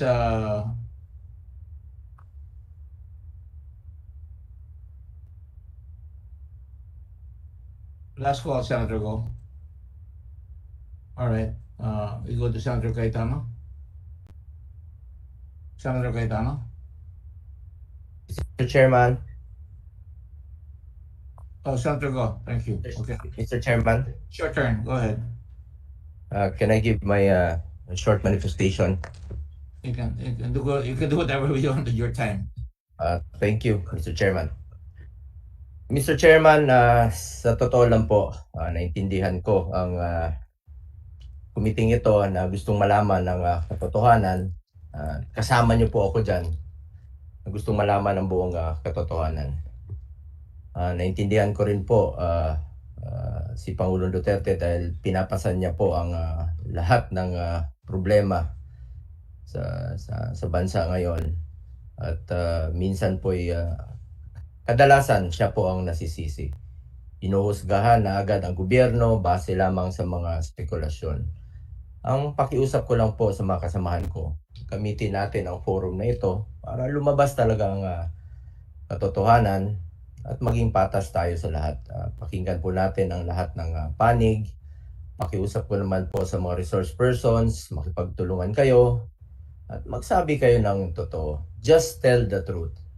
Yung katotohanan naman po. Para po maliwanagan po ang lahat. Para naman po hindi madamay yung mga inosente. Para matapos na po ang mga hearings na ito at makapokus na po ang ating mga opisyal sa paglaban kontra sa pandemyang ito. Lalo na tumataas po ang kaso, nasa gitna pa tayo sa ating laban kontra COVID-19. Alam niyo po, mabait si Pangulong Duterte sa mga gustong tumulong. Pero hindi po namin ugali na magbigay ng pabor sa kaibigan o sa negosyante dahil hindi kami nakikinabang kahit kailan. Hindi namin kailangan dahil kontento na kami kung ano po ang binigay ng Diyos sa amin. Wala na kaming hilingin pa. Kaya binabalik namin ang serbisyo para sa ating mga kababayan. Trabaho lang naman po kami. Kami po yung mga probinsyano po. Pagkatapos nito, uwi na po kami ng Davao. Problema po dito, yung iba pinagpipilitan na malapit ang isang tao sa amin ni Pangulo. Pero hindi dahil malapit sa amin ni Pangulo ay ibig sabihin nagbibigay pabor na kami. Nagkakamali po kayo. Sa tinatagal-tagal ko na pong paninilbihan sa gobyerno, isa lang po ang may pagmamalaki namin. Ako po, may delikadesa po ako. Yan po ang itinuro ni Pangulong Duterte sa akin noon at yan po ang natutunan ko nung una po ako naglingkod sa kanya sa Davao City noon. Alam ng mga tao sa Davao na kung gusto ninyong magnegosyo, makipagtransaksyon kayo ng matino at malinis. Kahit mga kaibigan kayo ni Pangulong Duterte, ako po ay witness dyan. Kahit mga kaibigan ni Pangulong Duterte, kaharap ko, parati niyang sinasabi kung ano lang po yung tama, kung ano lang po yung naaayon sa batas. Sa totoo lang po, simple lang naman ang tanong. Nakialam ba kami ni Pangulo? Nakialam ba si Pangulo? Nag-impluwensya ba ako o si Pangulong Duterte para sa mga negosyanteng ito? Ginamit ba yung mga pangalan namin? At parati namang sinasabi ni Pangulo noon, pag ginamit yung pangalan niya, ginamit ang pangalan ng pamilya niya, ako po, pag ginamit ng pangalan ko, consider it denied. Naalala ko pa po sa isang pagdinig sa Senado, pag ginamit yung pangalan namin, consider it denied. Ang tanong naman po rito, nagkaroon ba ng pagkalugi ang gobyerno dahil kay Pangulong Duterte? Dahil utos niya po? Mr. Chairman, wala naman pong ganong utos ang ating Pangulo. Hindi naman natin mapigilan ang mga negosyante na magnegosyo kung talagang legitimate naman yan. Pero dapat ang negosyo ay naayon sa batas. Walang tinatapakan, walang naagrabyado. Kung legal ang negosyo ninyo, wala pong problema sa inyo. Parating sabi ni Pangulong Duterte sa mga nakausap niya, ng mga investor, narinig ko po yun. Just do what is right and what is legal. Basta nasa tama ka, welcome po kayong pumasok at hindi kayo pahihirapan. Sa lahat po ng mga pumapasok ng negosyo sa Davao City noon, pag nagbigay ka, nabanggit ko po ito sa mga yung mga developers, pag nagbigay ka, sabi ni Pangulo, huwag mong tulungan. Huwag niyong tulungan. Pero pag hindi ka nagbigay, tulungan niyo po. Ayusin yung mga papeles. Alalayan niyo. You will be given a fair chance na magnegosyo, lalo-lalo na po, na makapagbigay po ng trabaho sa ating mga kababayan. Pero kapag pumasok ka sa kalokohan o sa droga, ibang usapan na po yun. At tulad po ni Michael Yang na pinapipilitang malapit sa kay Pangulo o sa akin. Nagkataon po na kakilala siya ni Pangulong Duterte noong 1999 o 2001. Hindi ko pa po kilala yan. Kaya naging kilala ko na rin po dahil kay Pangulong Duterte. Porket hindi ibig sabihin dahil kilala o naging kaibigan ni Pangulong Duterte ay kukonsintihin na po namin sa kalokohan. Ako mismo ang witness dito at narinig ko na sinabi ni Pangulong Duterte kay Michael Yang na kapag gumawa ka ng kalokohan, gumawa ka ng illegal, pumasok ka sa droga, ililibing kita dito sa Davao. Ganyan po ang Pangulo. Wala siyang pinipili kahit kakilala o kaibigan. Kaya hinihimok ko po ang aking mga kasamahan dito na kung sa tingin ninyo ay may atraso ang sinuman, kasuhan na kagad. Bigay natin sa ombudsman, yun naman po ang layunin ng committee ito. Member rin po ako sa lalong madaling panahon. At ikulong. Meron naman tayong sandigan bayan. Nagsabi na rin po si Pangulo na kung sangkot siya sa korupsyon, sabi ni Pangulo, pag siya mismo ay sangkot sa korupsyon, he will resign. Ako rin po, nagsabi na rin po ako, pag sangkot ako sa korupsyon at anumang illegal na transaksyon sa gobyerno, ni piso, I will resign. Let me put on record kahit isang beses hindi kami nakikialam at hindi kami nakikisawsaw ng Pangulo sa anumang transaksyon sa gobyerno. Mga simpleng probinsyano lamang kami na binigyan po ng oportunidad ng Panginoon na manilbihan sa ating bayan. Hindi po namin sasayangin ang tiwalang binigay sa amin. Prinsipyo at pangalan ang pinanghahawakan namin at hindi namin ito sisirain. Kaya wag niyo lang pong ipilit ang gusto niyong ipilit. At wag niyo po kaming itulad sa inyo. Kaya ano pa ba ang gusto niyong palabasin sa hearing na ito, na sangkot si Pangulo sa korupsyon? Ano ba talaga ang gusto nating palabasin dito? Nagsabi na po ang Pangulo na yariin niyo po ang dapat yariin. Formally, wala po siyang pakialam dyan. Kung pinagtakpan ni Pangulo, ibang usapan po yun. Kami na po nagsabi sa inyo, yariin, kasuhan at ikulong po kung may anomalya. Ano pa bang gusto nating gawin rito? Pilit ikinokonek sa administrasyon kay Pangulong Duterte at gawing political circus na po itong pagdinig. Yung katotohanan lang po. Ako po ay kaisa ninyo para malaman po ang katotohanan. Kawawa naman po yung mga taong wala naman pong kinalaman. Maaring hindi maiwasan na magamit po ang pangalan namin ni Pangulo, pero parati naman namin sinasabi na kapag ginagamit ang pangalan namin o meron pong nag-name drop, sabi na nga ng Pangulo, pag ginamit ang pangalan namin, ibig sabihin, huwag niyong tulungan. Marami na pong pinakasuhan si Pangulong Duterte na ginagamit yung pangalan namin. Yung iba dyan, mga mukhang pera, nakatikim na po ng pera at pinakain niya ng pera. Marahil may gumagamit ng pangalan namin ni Pangulo na hindi namin alam, pero nagbabala na po ang Pangulo. Pag ginamit ang pangalan, automatic denied na po yan. Dahil ang bilin niya, unahin po ang interes ng bayan, interes po ng gobyerno, hindi interes ng ilang tao lamang na nagpapanggap na malapit sa amin, pero sarili lang po nila ang iniisip nila at sarili lang nila ang nakikinabang. Sa totoo lang po, sa sobrang busy namin sa paglaban sa pandemyang ito, halos wala na po kaming tulog sa trabaho, namumroblema na po kami paano natin malampasan ito, trabaho at pagsiservisyo lang po inaatupag namin. Alam ng Pilipino yan. Huwag niyo na po kaming itulad sa iba. Yung mga taong walang nagawa sa bayan na pilit po na nag-iingay para mapansin, pilit pong naninira ng kapwa, pilit pong dumihan ang kapwa para sila ang pumuti. Wala kasi silang ginawa kundi magdada at habang nagdurusa po ang ating mga kababayan.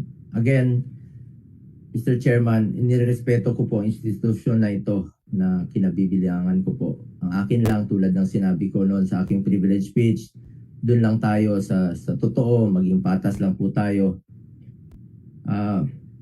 Mr. Chairman, hindi po sila pinagtatakpan ng Pangulo. Sabi nga niya, kung may kasalanan, yariin na po at kasuhan na. Wala po kaming pakialam po, alam nyo, yung pinagpipilitang parmali na yan, wala po kaming kinalaman ni Pangulong Duterte dyan. Yariin niya na po. Kasuhan niya na po kung may kasalanan. Hindi po sila pinagtatanggol ng Pangulo. Ang ayaw niya po ay yung pilit na inuugnay, tinitwist ang katotohanan at pinipilit na inuugnay sa kanya yung mga bagay na wala naman po siyang kinalaman. Ulitin ko po, hindi po kami pumapayag ng any corruption sa gobyerno. Matagal na po naming pinaglalaban yan at alam po ng tao yan, naggalit po kami sa corrupt. Binoto po si Pangulong Duterte ng mahigit 16 na milyong Pilipino. Respetuhin po natin ang will of the people. Binoto po siya ng tao, minahal po siya ng tao, at ako po'y naniniwala sa Pangulo kasama ng mahigit na 16 na milyong Pilipinos na bumoto po sa kanya. I believe in the President. I will sink and swim with the President. Kung hindi siguro siya ang presidente ngayon na may political will, maaring lumubog na po tayo sa dami po ng matitigas na ulo na ayaw pong makinig. Pasalamat tayo na meron tayong Pangulo na nagmamahal po sa ating mga kababayan at nagmamahal po sa ating bansa. Imbis na magdebate tayo rito, sana po magtulungan na lang po tayo, lalong-lalo na po na nasa gitna pa tayo ng pandemya. Sana po wag na po tayo magsiraan. Nasa krisis po tayo. Hindi po ito panahon ng pagsisiraan. Panahon po ito ng pagtutulungan. Gaya na rin po ng sinabi ng kasamahan natin dito. Marami pong naghihirap sa ngayon. Sana po wag natin haluan ng politika ang laban kontra COVID-19. Dahil Pilipino po ang nakataya dito. Kawawa po sila, lalong-lalo na po yung mga mahihirap po. Kapakanan po ng mga mahihirap po ang nakataya dito. Buhay po ang nakataya dito. Again, Mr. Chair, nirerespeto ko po ang institusyon na ito na kinabibilangan natin lahat. With that said, Mr. Chairman, let me ask some questions to our resource persons I'm sorry, Mr. Go, you've consumed your time. You started at 11:45. It's now 1:12. I was hoping that you would ask questions. I didn't want to interrupt you. I thought you were going to go around and ask questions. But the chair will give you time now. Salamat. To Mr. Chairman Mike Aguinaldo, I have some few questions. Ito pala, nakapang-anim na ho tayo na hearing. Ito pa lang po yung una kong pagtatanong. Chairman Aguinaldo, sir, pakiulit lang po para sa kaalaman ng hindi nakarinig. Sa COA report ninyo, sinabi niyo bang may corruption sa DOH o sa PS-DBM? Kung ano po yung nasagot niyo rin po sa mga ibang pagdinig. Mr. Chairman, magandang hapon po. Yung tungkol sa DOH, naglabas po kami ng statement, I think, noong August 13, no? Saying na wala naman po sa findings that there was any money lost to corruption. Wala pong sinasabing ganun yung report. As noted, yung sinabi doon sa report is, among others, is that there were deficiencies doon sa 67 billion in terms of documentation, in terms of yung fund transfers and the like. Yung sa PS-DBM po naman, yung annual audit report did not make any mention of overpricing. Ang main findings po dun sa annual audit report had to do with the inventory management. Yun po ang nakalagay doon sa mga report na po na yun. These are reports as of December 30, 2020, kasi ang coverage po ng mga reports na yan are January to December, yung fiscal year po ng 2020. And these reports came out around June, July of this year po. Sa due process po, Mr. Chairman Aguinaldo, paano natin malalaman kung may anomalya o corruption? Kung hindi po na banggit yun sa report, kung wala namang sinasabi dong nakitang ganun, ang next step po niyan would be, kasi yung audit process po, ongoing po yan. Hindi naman natatapos yun paglabas ng report, tuloy-tuloy pa rin yan. So kung may makita sila, ilalabas po yan. Pero doon sa mga nakasaad sa report, kung may makita ng tingin nilang pwedeng imbestigahan, whether the Senate or Ombudsman or ano, pwede po naman. In fact, ang pagkaalam ko, pinag-aaralan na po ito ng Ombudsman, and I think pati ang PACC ata, pagkaalam ko, pinag-aaralan rin po nila. Siguro maganda kasing banggitin na ang mandato po ng Commission on Audit ay hindi naman to probe corruption. Ang mandato po namin is primarily to examine, audit, and settle accounts. So yun po, kung may makita po kaming corruption, i-refer po namin yan sa proper body. Normally po, sa ombudsman namin i-refer yon. Kung may makita yung mga auditor namin na indication of fraud or corruption, i-refer po yan. Nakapagpaliwanag na pa at nakasagot na ba sa inyo ang DOH at iba pang mga ahensya? Hanggang kailan sila pwedeng sumagot? Sabi po 60 days. Paano po sila makiklear? Katulad ni Secretary Duque, tinanong po siya ng Pangulo, kailan ba makiklear ito? Kailan ba siya mapatunayan na wala naman pong irregularities dito sa naging transaction ng DOH? Ang importante po rito, aksyonan nyo na kaagad, sir. The faster you clear these issues, the faster you can move on and focus on your mandates. Kawawa po yung DOH. Yung iba dyan gusto na pong magtrabaho. Kaya lang po, nagiging busy sila ngayon dahil nahusgahan na po kaagad sila na merong pagkukulang sa kanilang dahil dito sa COA findings nga po na sinasabi, hindi pa po sila binibigyan ng pagkakataon na sagutin totally, no? If you are proven guilty of any anomaly, pasensyahan naman po tayo dahil hindi naman po pinapalampas ni Pangulong Duterte dyan. So in fairness na lang po sa ating mga ahensya po, Mr. Chairman. Yes, Mr. Chairman. Yung normal process talaga po is after the audit report is transmitted to the agency, they have 60 days to comply with some of those recommendations. Yung 60 days po, hindi naman drop dead date yon kasi nga minsan may mga recommendations na hindi naman kaagad ma-accomplish eh. So that's left really to the discretion of the auditor kung ano yung kailangan ma-comply within 60 days, anong hindi. With respect to DOH, ang pagkaalam ko kagabi ata, nag-submit na sila ng kanilang action plan addressing some of the recommendations ng auditor. So yung process po niyan, ang mag-evaluate po niyan is the audit group mismo ng DOH. And the resolutions on the different issues will come, not all at the same time, one by one. But what's important is kung may action plan na po. Kasi po pag in-audit na po ang 2021 fiscal year ng DOH, ang unang titingnan po is compliance with the prior year's recommendations or itong mga recommendations na nag-submit na po ang DOH. Ang pagkalam po kagabi po nag-submit na po sila. So i-evaluate na po yan. Bigyang linaw lang po, Chairman Aguinaldo, for the record, may sinabi ba ang COA na overpriced ang mga biniling medical supplies? Doon sa report po ng PSBBM, wala naman pong sinabi doon, wala silang finding of overprice.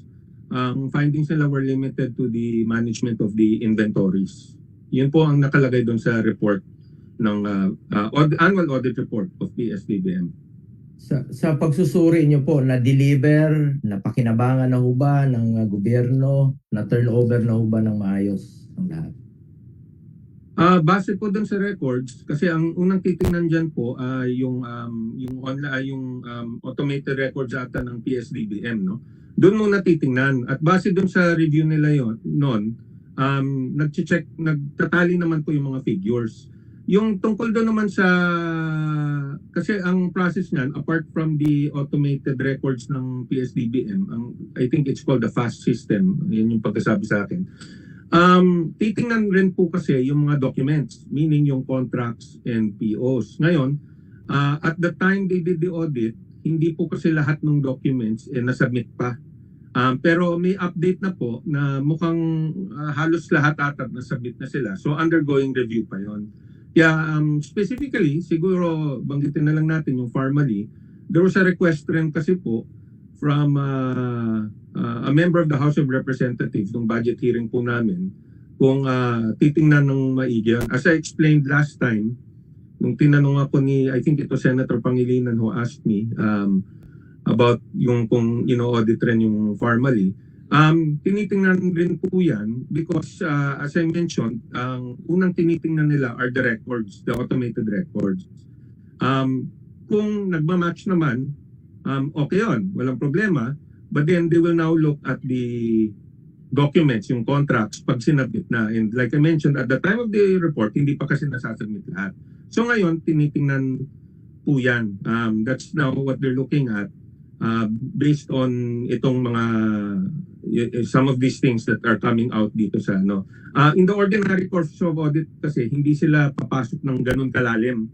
Natitingnan nila yung qualifications of formally and the like. Hindi po nila tinitingnan yon unless there's a red flag na makita nila na parang may suspicion sila, so they might go further. Pero like I mentioned, hindi po kasi lahat ng contracts na but as of the audit report, wala pong findings on overprice.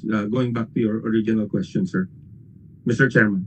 Sir, kung Mr. Chairman Aguinaldo, kung nagawa niyo pong ilagay sa inyong website yung mga COA observation findings, sana po pagkatapos ng 60 days na binigay niyo, ilagay niyo rin po yung inyong findings kung meron bang irregularities na nakita o naayos na ba, settled na ba. Para in fairness naman po sa mga ahensya na nagtatrabaho at gusto na pong makapagtrabaho. At kawawa naman po sila na nahuhusgahan kagad sila. Pero pag may kasalanan, may pagkukulang, kasuhan nyo na po kagad. Pasan nyo na sa ombudsman. Yun naman po ang trabaho ng COA. Yun naman po ang trabaho ng ombudsman. Yun naman po ang trabaho ng ating sandigan bayan. Kaya nga po may kulungan tayo para ikulong yung mga dapat ikulong.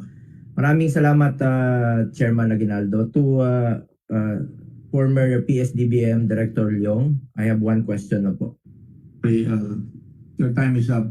I gave you an extra 10 minutes actually. You know, there are other people waiting right now. Shall we proceed? Senator Pimentel, is he there?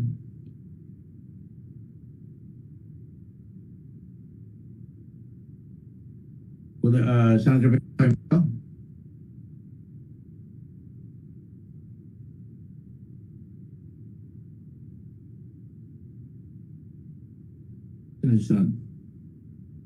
Senator Dillon is next. Senator Villar, are you there?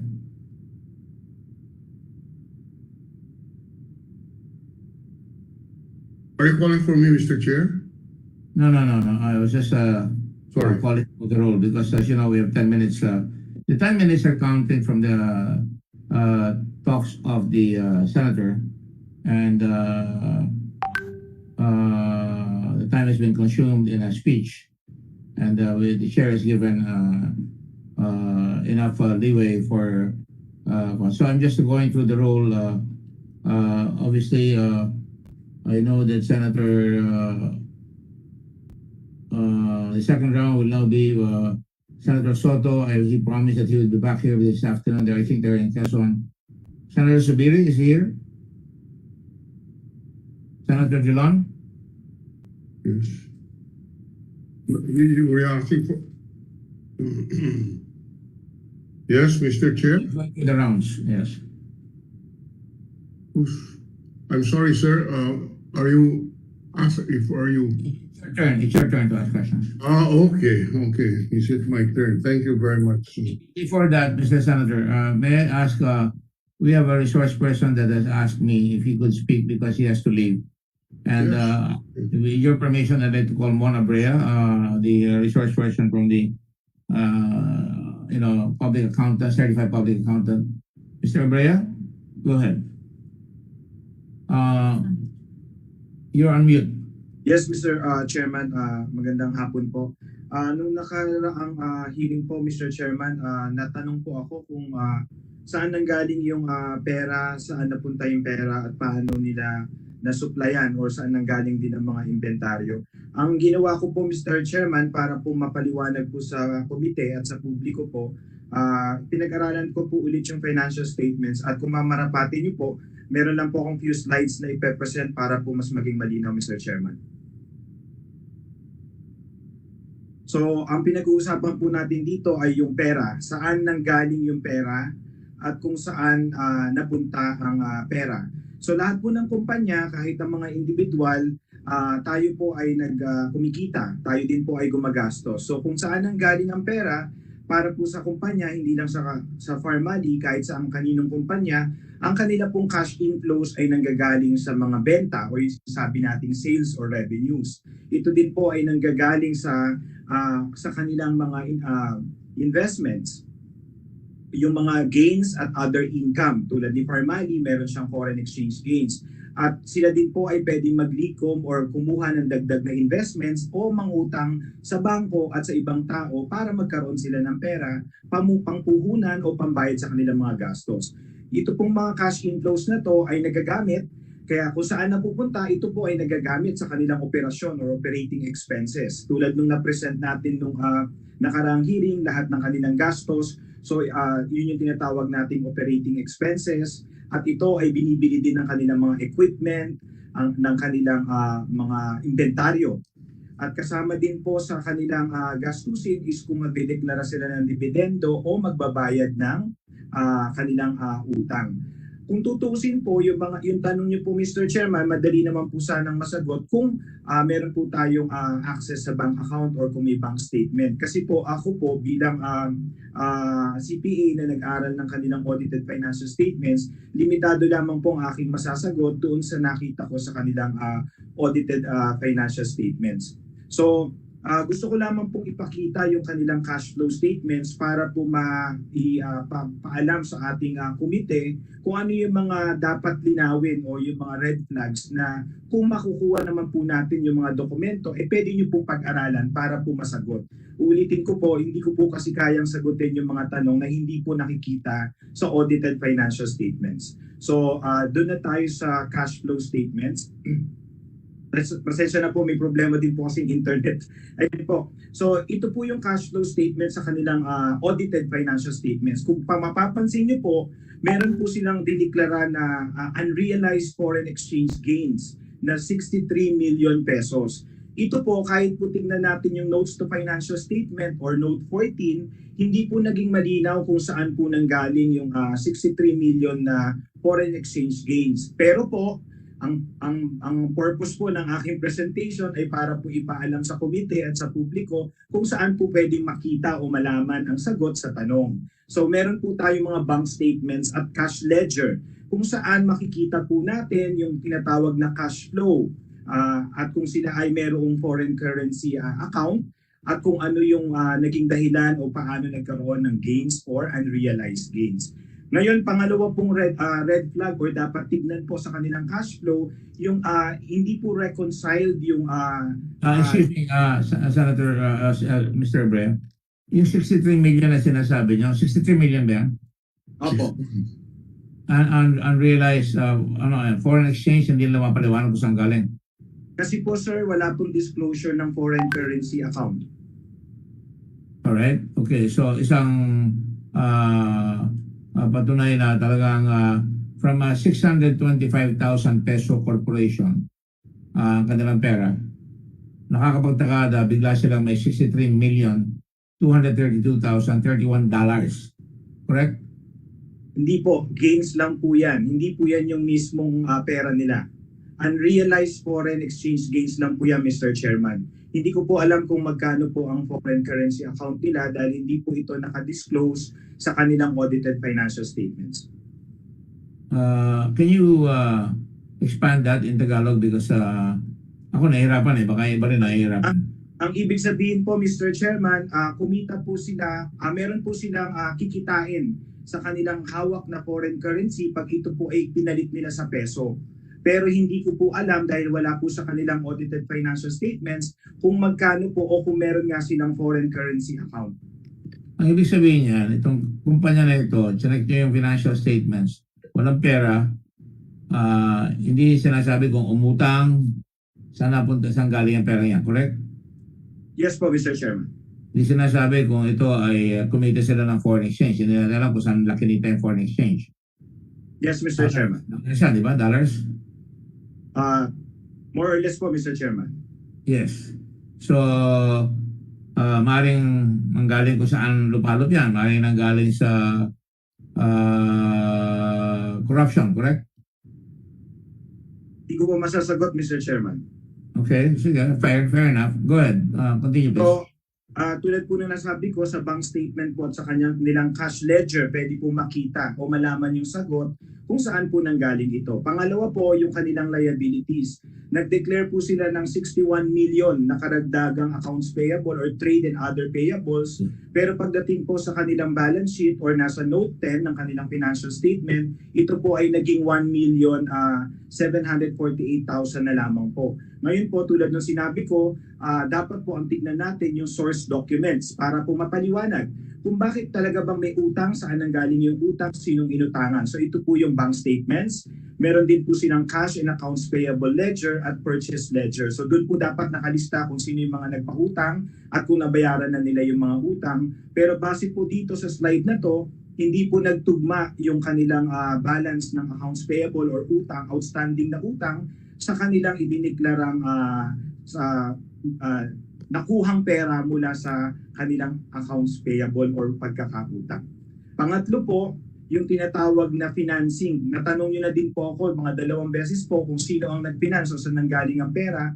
Hindi din po kasi malinaw sa kanilang cash flow statement kung mayroong nagpahiram ng pera kasi ang nakalagay lamang po dito ay may interest payment na binayaran pero wala pong disclosure kung sinong nagpautang, kung bangko, pamilya o related party transactions. Pero pwede naman po ding malaman sa kanilang source documents kung ano po ang naging kung saan nanggaling yung kanilang finances. So paulit-ulit ko pong sinasabi yung halaga ng source documents kasi po mahirap po talaga magsabi kung saan galing kung hindi po natin makikita yung dokumento. So bank statement po ulit at loan agreements. Ulitin ko lamang po, kahit po sino ang nagpautang, dapat po may loan agreements, hindi lang bangko. Kahit po kaibigan, kahit po mga officers, dapat po merong kasunduan dahil ito din po ay subject sa buwis, sa documentary stamp tax. Then ang pinakahuli po, yun naman po ulit, yung foreign exchange na naman po. Nagkaroon ng 3.6 million epekto ng exchange rate dahil sa kanilang foreign currency. So, hindi din po naging malinaw dahil wala nga pong disclosure ng kanilang foreign currency account. Pero malalaman naman po natin ito kung titignan natin ang kanilang, kasi po malinaw po sa accounting standard na dapat po pag may foreign currency, ang isang kumpanya dapat po nakadisclose po or isinisiwalat sa kanilang notes to financial statement na sila po ay may foreign currency account. Pero pwede naman din natin malaman kung ano po talaga ang estado o kung meron talagang account kung makikita po natin yung kanilang bank statement at saka yung kanilang cash ledger. Ngayon po, doon po sa tanong... Just on the before he goes to another point, just very quickly, one quick question, Mr. Chair, with the permission of the Chairman. The permission of the Chairman. Thank you. Sabi nyo, kailangan walang source ng gains, hindi nakalagay, hindi nakalista. Kapag ikaw ba masinop na accountant, lahat yon dapat kasama at supporting documents dito sa audited financial statements? Yes, Mr. Chairman, kasi po may basihan po dapat lahat ng amounts na nakareport sa ating audited financial statements. Okay. So you're saying, kung masinop yung accountant, dapat lahat ng mga sinasabi mong dokumento kasama? Tama po, Mr. Chairman. Okay. Pero dito, wala. Kaya hindi maliwanag. Very opaque. Di ba? Very opaque. Ibig sabihin... Tama po, Mr. Chairman. Masasabi bang magulong intindihin? Pwede po, Mr. Chairman. Okay, magulong intindihin. Magulo yung pagka-audit. May mga hindi nagtugma-tugma na amount, Mr. Chairman. Thank you, Mr. Chair. Just for the... maraming salamat for the opportunity to interject.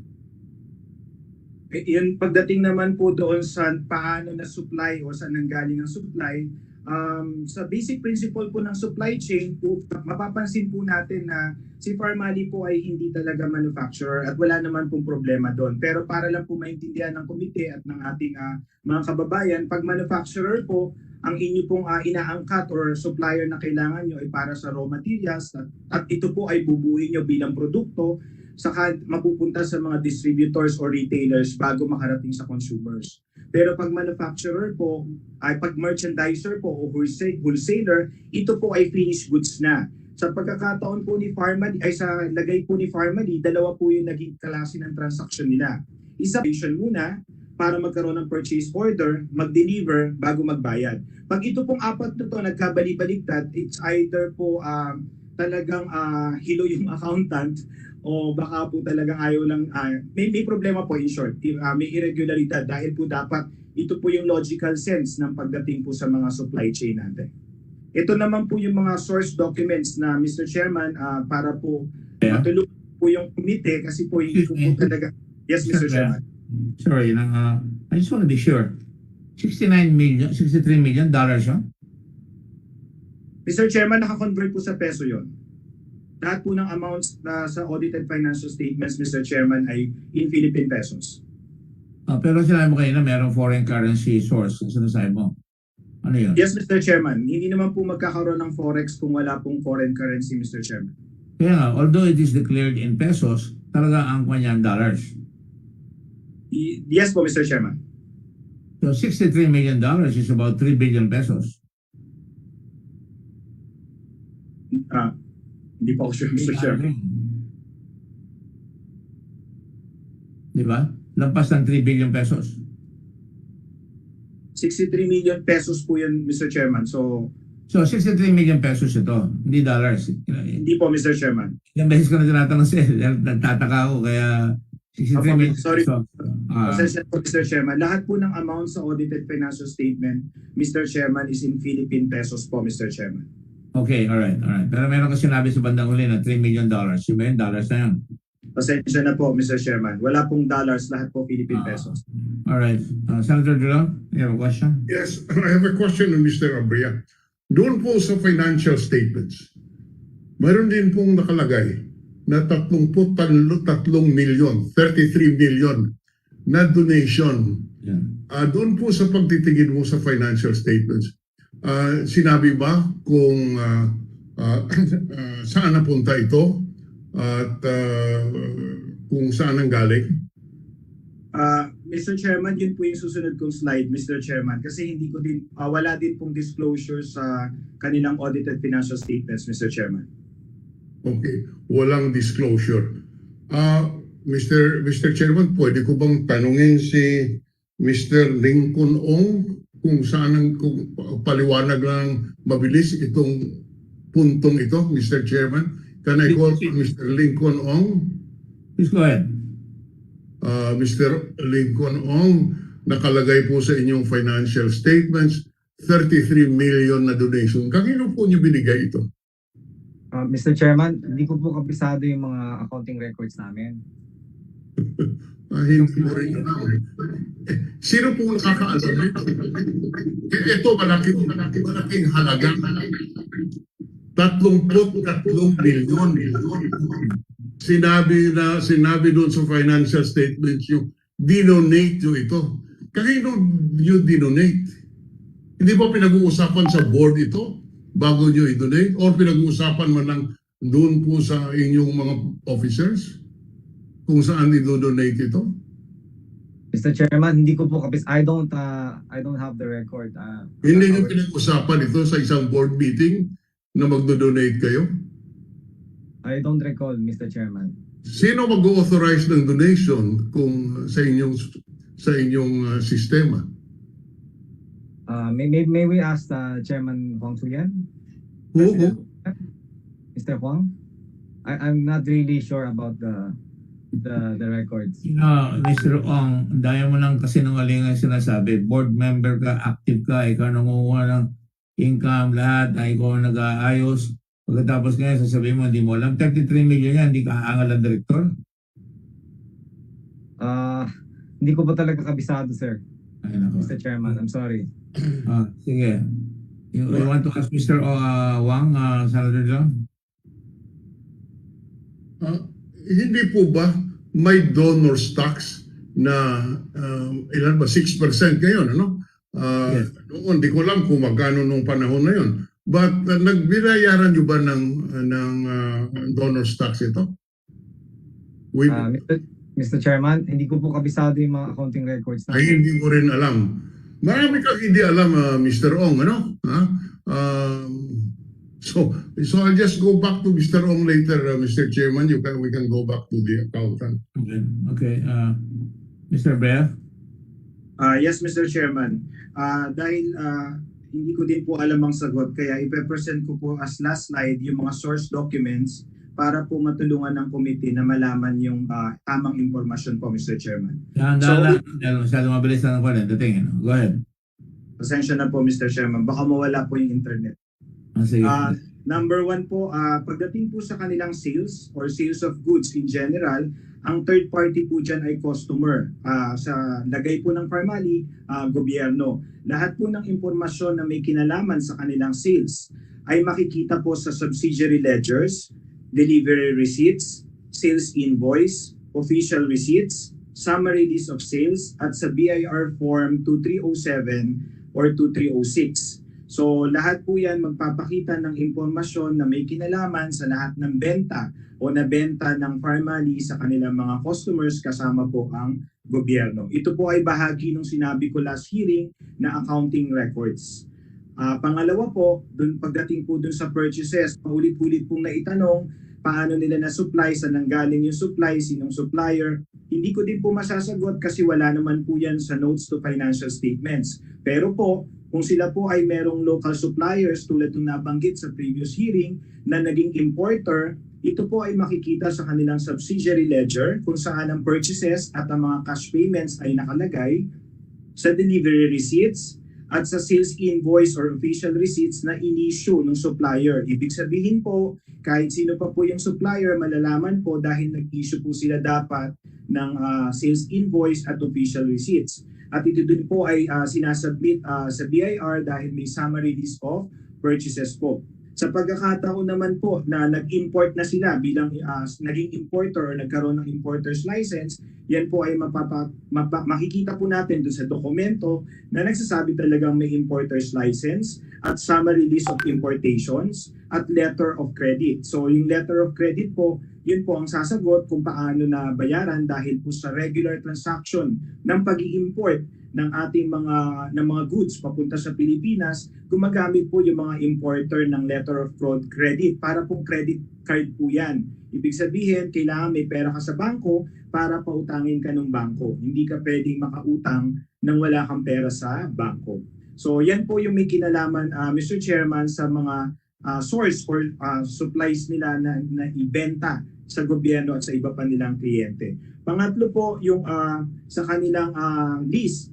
Tulad po nung nabanggit ko sa una kong presentation, wala naman po kasing disclosure sa lease agreement or wala naman din pong nakadeclare na rent expense. Kaya kung makikita po kung talaga pong may lease na warehouse or opisina sa kanila pong BIR registration, dahil tulad po nung nabanggit ko, lahat po ng opisina, branch, facilities, factory o warehouse dapat po nakarehistro sa BIR. At dapat po may lease agreement as reference po kung magkano yung babayaran na upa at ito po ay may documentary stamp tax. So ibig sabihin po, kung makukuha po natin itong mga dokumento na po ito, masasagot po lahat ng tanong natin. Pero ngayon po, Mr. Chairman, pasensya na po, wala po talaga akong masasagot dahil wala po akong access sa mga information na to. At meron din pong withholding tax or expanded withholding tax na 5% na binabayaran ang mga nangungupahan.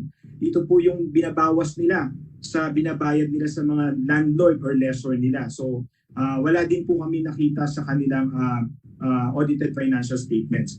Pang-apat po, sa pangalawa sa huli, yung sa cash flow from financing. Ito po yung kung nangutang o nagbayad ng utang. Nilinawin ko lamang po, Mr. Chairman, hindi po masamang mangutang maliban sa kaibigan, sa kapamilya, or sa mga officers ng kumpanya. Pwede po yun maliban sa bangko dahil may mga pagkakataon po talaga, Mr. Chairman, na mahirap mangutang sa bangko dahil maraming requirements. Pero kahit po kanino tayo ng utang, dapat po may loan agreement, may documentary stamp tax na babayaran, at ito po ay nasa subsidiary ledger para ma-monitor magkano yung tinanggap na utang or proceeds from loans, magkano yung inutang, at kung paano binabayaran yung utang. Sa records po na nakita po natin sa Pharmally, hindi naging malinaw po kung sino pong nagpautang or kung nakautang po sila, kasi ang nakalagay lang po sa kanilang cash flow statement, interest payments po. Wala na pong iba. At panghuli po, yung sa tanong po ni Senator Drilon, Mr. Chairman, yung sa donation, hindi po malinaw kung cash po o inventory yung dinonate nila, pero ito po makikita natin sa deed of donation, sa certificate of donation, at sa donor's tax return, tulad po ng sinabi ni Senator Drilon, Mr. Chairman. Yan po ang lahat, Mr. Chairman, ng mga dokumento na pwede po makatulong sa komite para po masagot po yung tanong natin kung saan nanggaling ang pera, saan napunta ang pera, paano nag-supply, sino ang nag-supply, Mr. Chairman. Maraming pong salamat, Mr. Chairman. I have a question too. Go ahead, Senator Jones. Yes, Mr. Chairman. Yes. May I move that all these documents mentioned by our resource persons be subpoenaed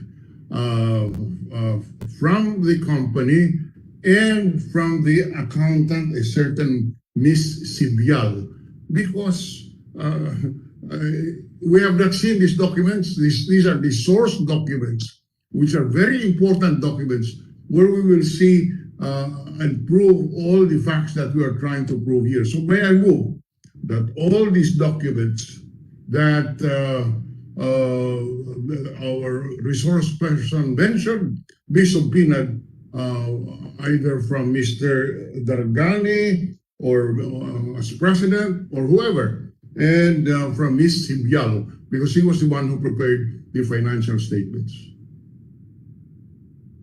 So, although I think I'm just trying to get in touch with with the Director General. I hear you, Honor. Yes. Have we not gotten it yet?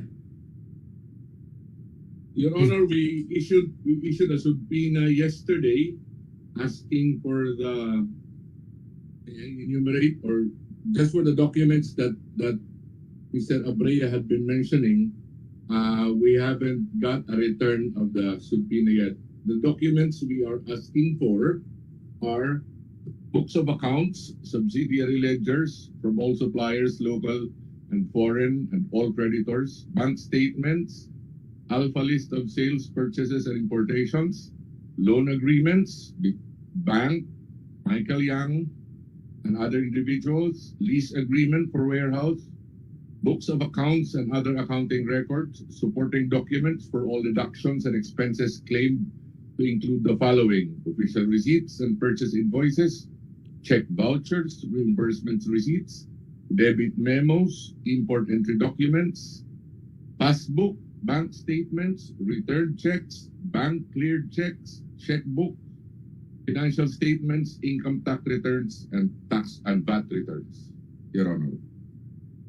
Well, and there has been no response. I asked this of you last week. Meron wala pang response. This was issued. This was finally signed, Your Honor.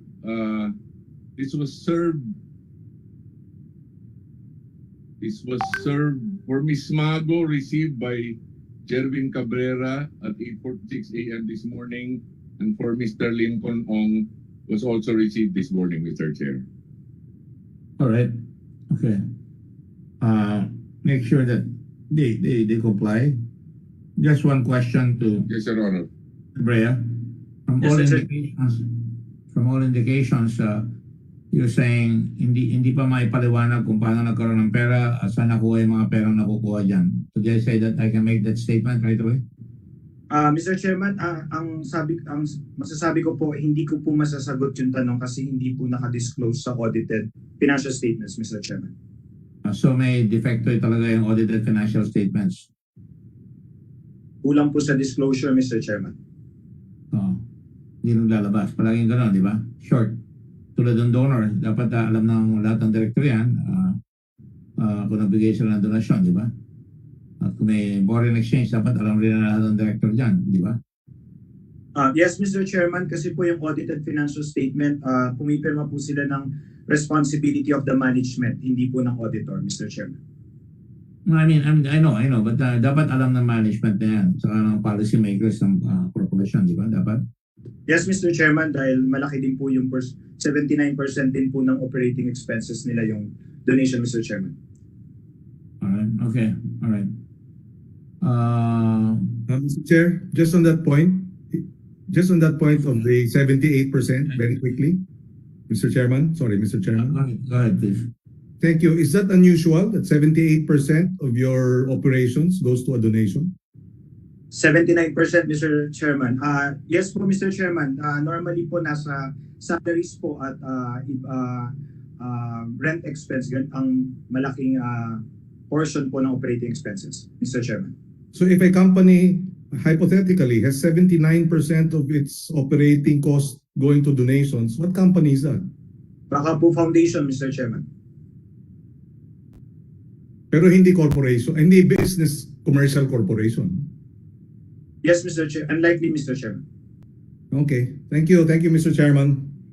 Now, I would like to ask you one more question. Last question. Sinabi ni Lincoln Ong nung last week na nakakuha sila ng pera dito kay Tiger Phil. Brother Tiger Phil. At pinag-aralan ko yung dokumento. Meron silang sinabit na, nakita mo ba yung mga sinabit na financial statements ng Tiger Phil? No, Mr. Chairman. Yung kay Parmali lang po, Mr. Chairman.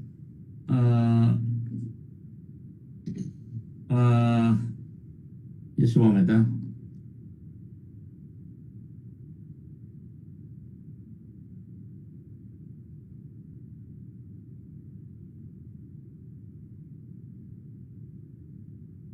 Kung nag-donate, kung nagbayad, nagbigay ng goods si Tiger Phil, doon sa hinahanap ni Lincoln Ong, nakakulangan niya sa goods, nagmamadali siya. At lumalabas nga dito sa pagsusuri natin, pinasa niya yung goods na kailangan niya ibigay kaagad dito sa gobyerno, sa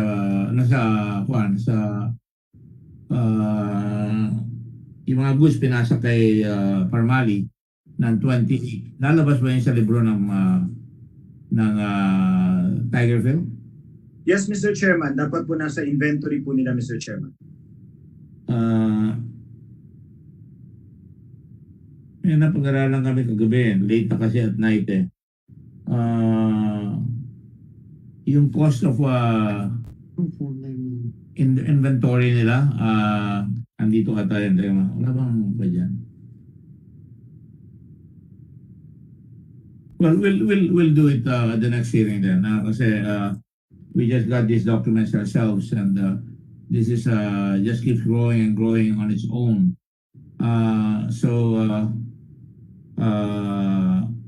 I don't think Senator Soto and Senator Lacson can come. It's already 20 to 2, and there is still quite a bit of witnesses that we have to handle. What is the pressure of the committee? Yes, Senator Duran.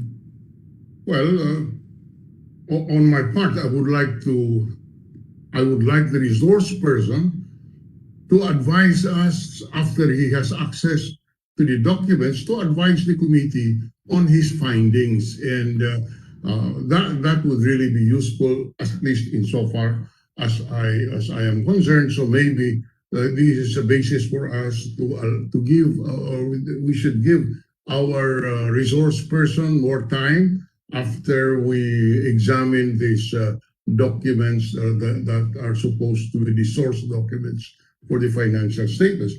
I would therefore propose that we await the submission of these financial statements, Mr. President, Mr. Chairman. But before that, if I may ask just one question to the external auditor, who I think is here. Is it Ms. Sibyal?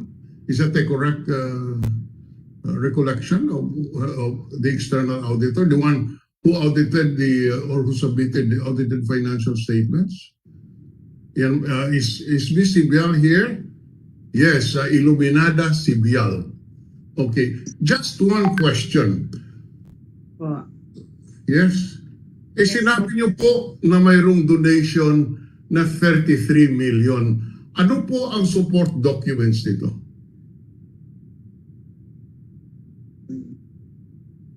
Delivery receipt po.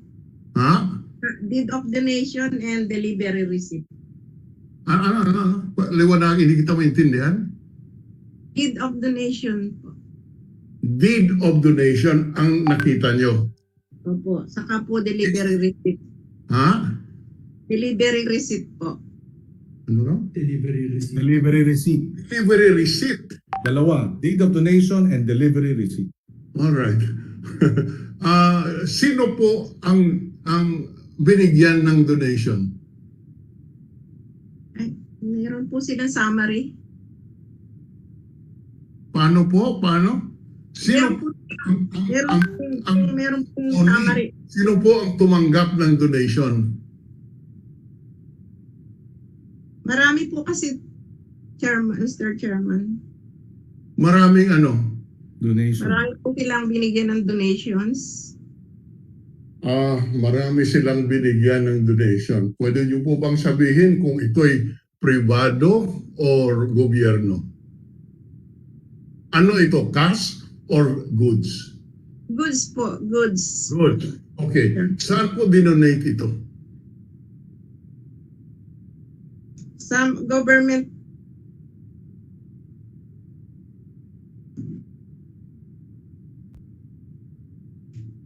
sa mga government institutions. Tulad ng Tulad nino, sinong government institution? Sino, just give us an idea. Hindi po maliit na pera ito. 33 milyon. Pakisabi mo lang kung kanino binigay ito. Sabi mo, gobyerno, sabi mo kayo na sa sektor privado. Pakibanggit lang ang kung sino mga ito. Hindi naman siguro marami ito. RITM po. Ha? RITM. RITM, sino pa? Taguig City Hall po. Taguig City Hall, okay. Sino pa? BRP Medical Center. BRP Medical Center. Okay. San Juan City Hall po. San Juan City Hall. Quezon City Hall. Quezon City Hall. Okay. Quezon City Council.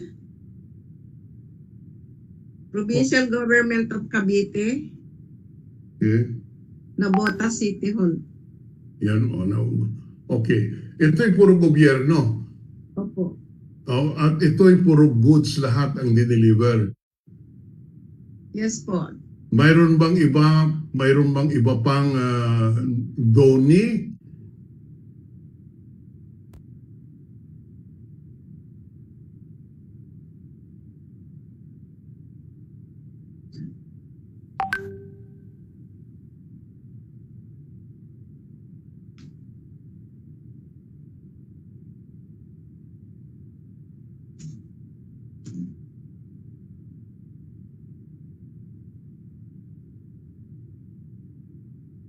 Meron pa po yata po sila, pero hindi po nila naisubig sa akin ng mga papel. Mayroon pang iba hindi lang naibigay sa iyo mga papeles. Paano, naniwala ba kayo na 33 million hindi po nakita ang lahat na papeles, yung mga deed of donation? Hindi po Ha? I-check po, tapos pagka po nakuha ko na po lahat, saka ko po ibibigay sa inyo. Sa ngayon po, wala pa sa inyo. Listahan lang po yung binigay po nila, tsaka yung Listahan lang ang binigay. Listahan lang po ang binigay sa inyo. Ganun po ba? Listahan lang. Ha? Miss Bill? Listahan lang po ang binigay sa inyo. Yes po. Ha? Sino nagbigay sa inyo? Ang Parmali po. Sino Parmali? Korporasyon yan eh. Sino sa Parmali ang nagbigay sa inyo? Sa accounting po ng Parmali. Opo. Tao po, pangalan hinihingi ko. Aya po ang nakalagay nila. Aya. Care of Parmali. Ano? Aya po. Aya. Aya. Aya ano? May apelyido. Siguro yan. Aya.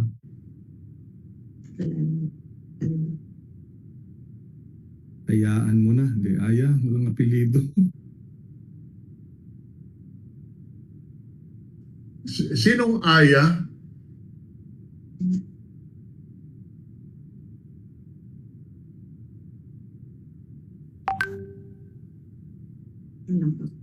Aya lang.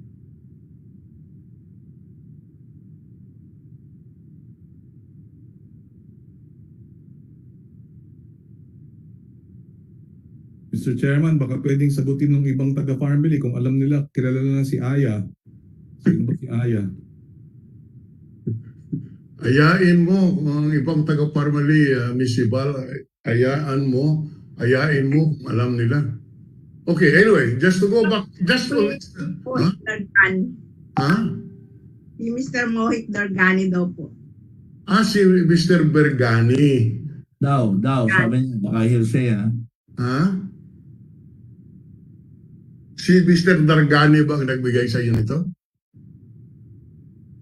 Secretary po niya ni Mr. Dargani. As secretary ni Mr. Bergana, itong listahan na binigay. Opo. Wala kang nakitang deed of donation.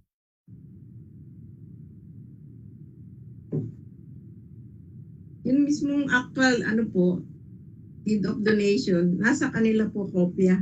Nasa kanila. Hindi mo nakita.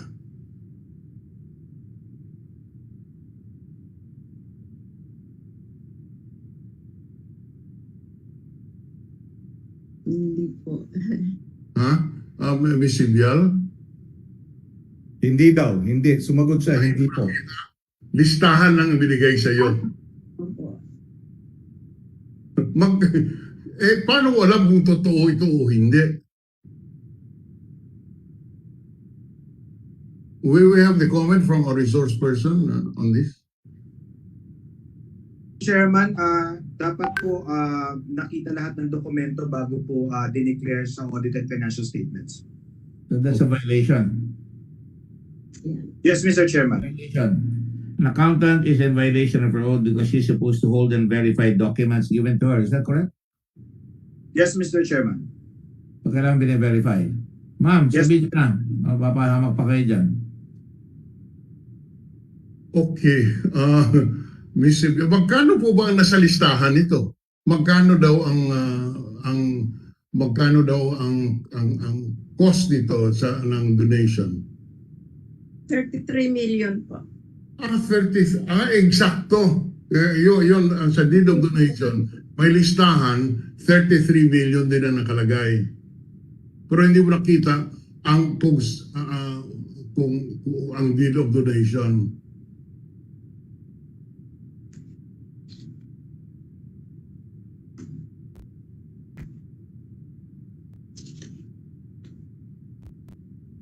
Wala kang nakitang gano'n.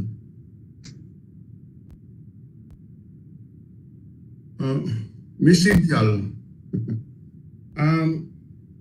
mayroon ko ba nakitang delivery receipt para sa mga donation na ito?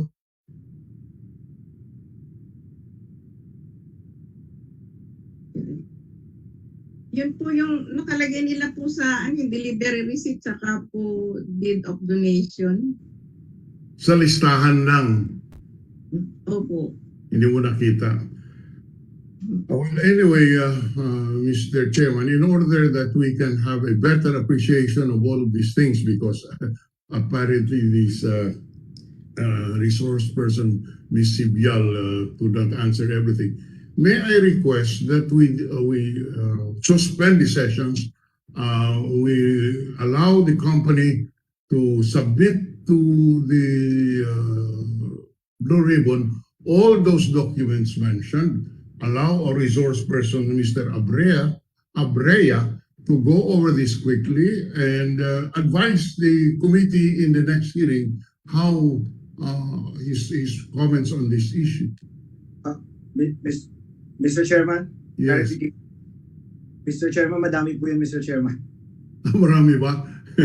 Yes, Mr. Chairman. Sobrang pagmamahal po sa bayan, Mr. Chairman. Madami po yan.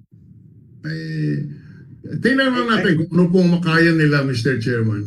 Naintindihan ko po na medyo mahirap, but we have to have a resource person. Well, I leave it also to the chair whether or not he will engage additional staff to assist Mr. Abrea insofar as this is concerned. I leave that to the chair.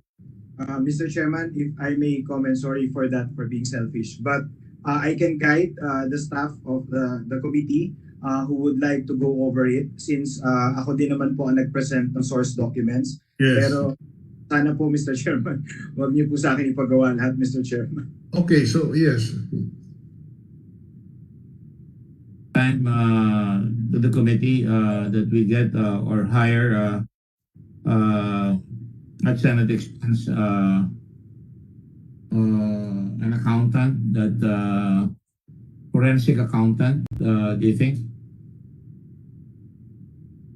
Mr. Chairman, kahit ano pong sino pong accountant, wag lang po ako, Mr. Chairman, para po talagang they will go over the files, Mr. Chairman.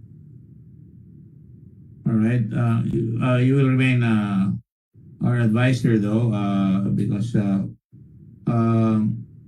well, what is the pleasure of everybody? Shall we hire a forensic accountant? Go ahead, Senator Amelia. We agree that that we get an independent accountant to be able to assist Mr. Abrea, given the voluminous documents, Mr. Chairman. It's only because of that, or because you can see that the whole audited statement seems to be snake bit already. It's not it's kind of something that you cannot rely on, and all the directors don't seem to know. By the way, Mr. Mojit, are you there?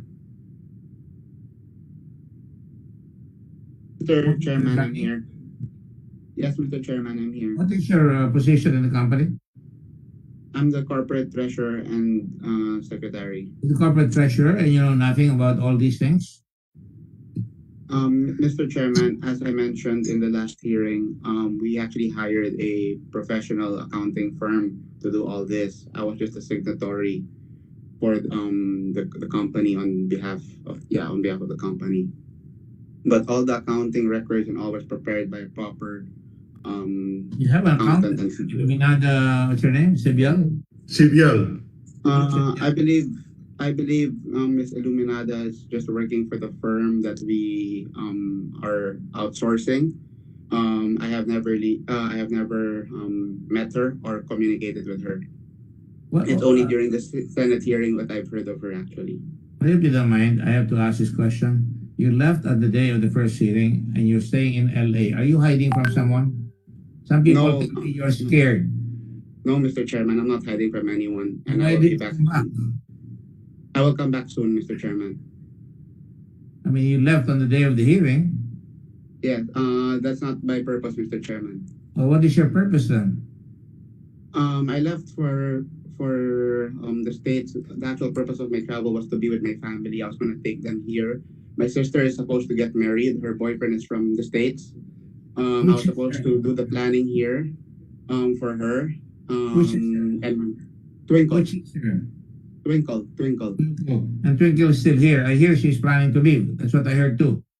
We all had a ticket prior to my departure. I just postponed their ticket by a week because I wanted to make all the arrangements for my mom and my sister.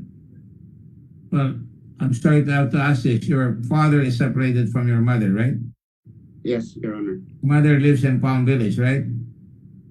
My mom, no. My mom lives with me. Where?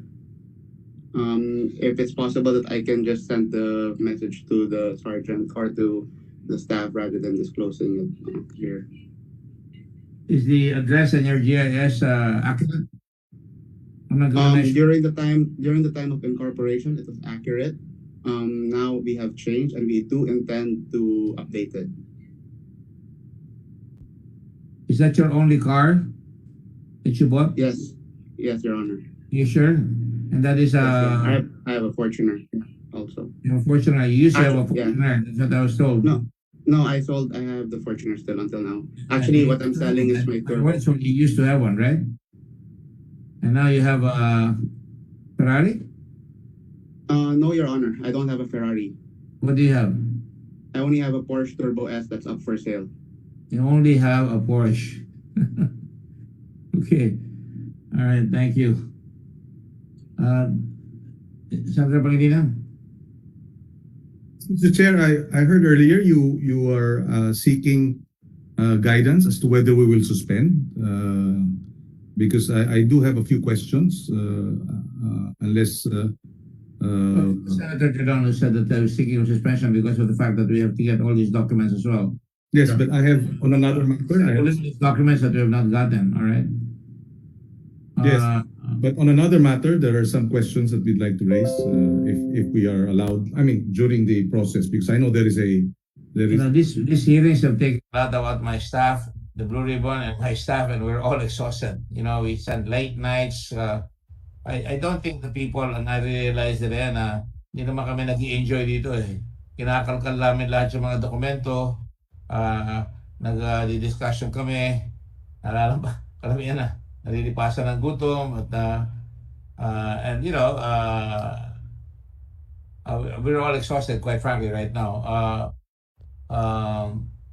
I would welcome a respite, but anyway, if you have any questions, Yes, very few questions, Mr. Chair. go ahead. If I may be allowed, this is for Mr. Tangkentik and Mr. Mendoza, if they're still around. Mr. Mendoza? Yes, Your Honor. Yes, Mr. Mendoza, Mr. Tangkintik, this is ito ay tungkol dun sa mga pinirmahan ninyong inspection reports sa mga RT-PCR kits. Are you familiar with this? You recall signing inspection reports involving about well, at least in your case, siguro mga hindi na ikaw, no, si Ilagan, pero yung sa kaso mo, it would be sa pinirmahan mo would be the 688 million, 51 million, tapos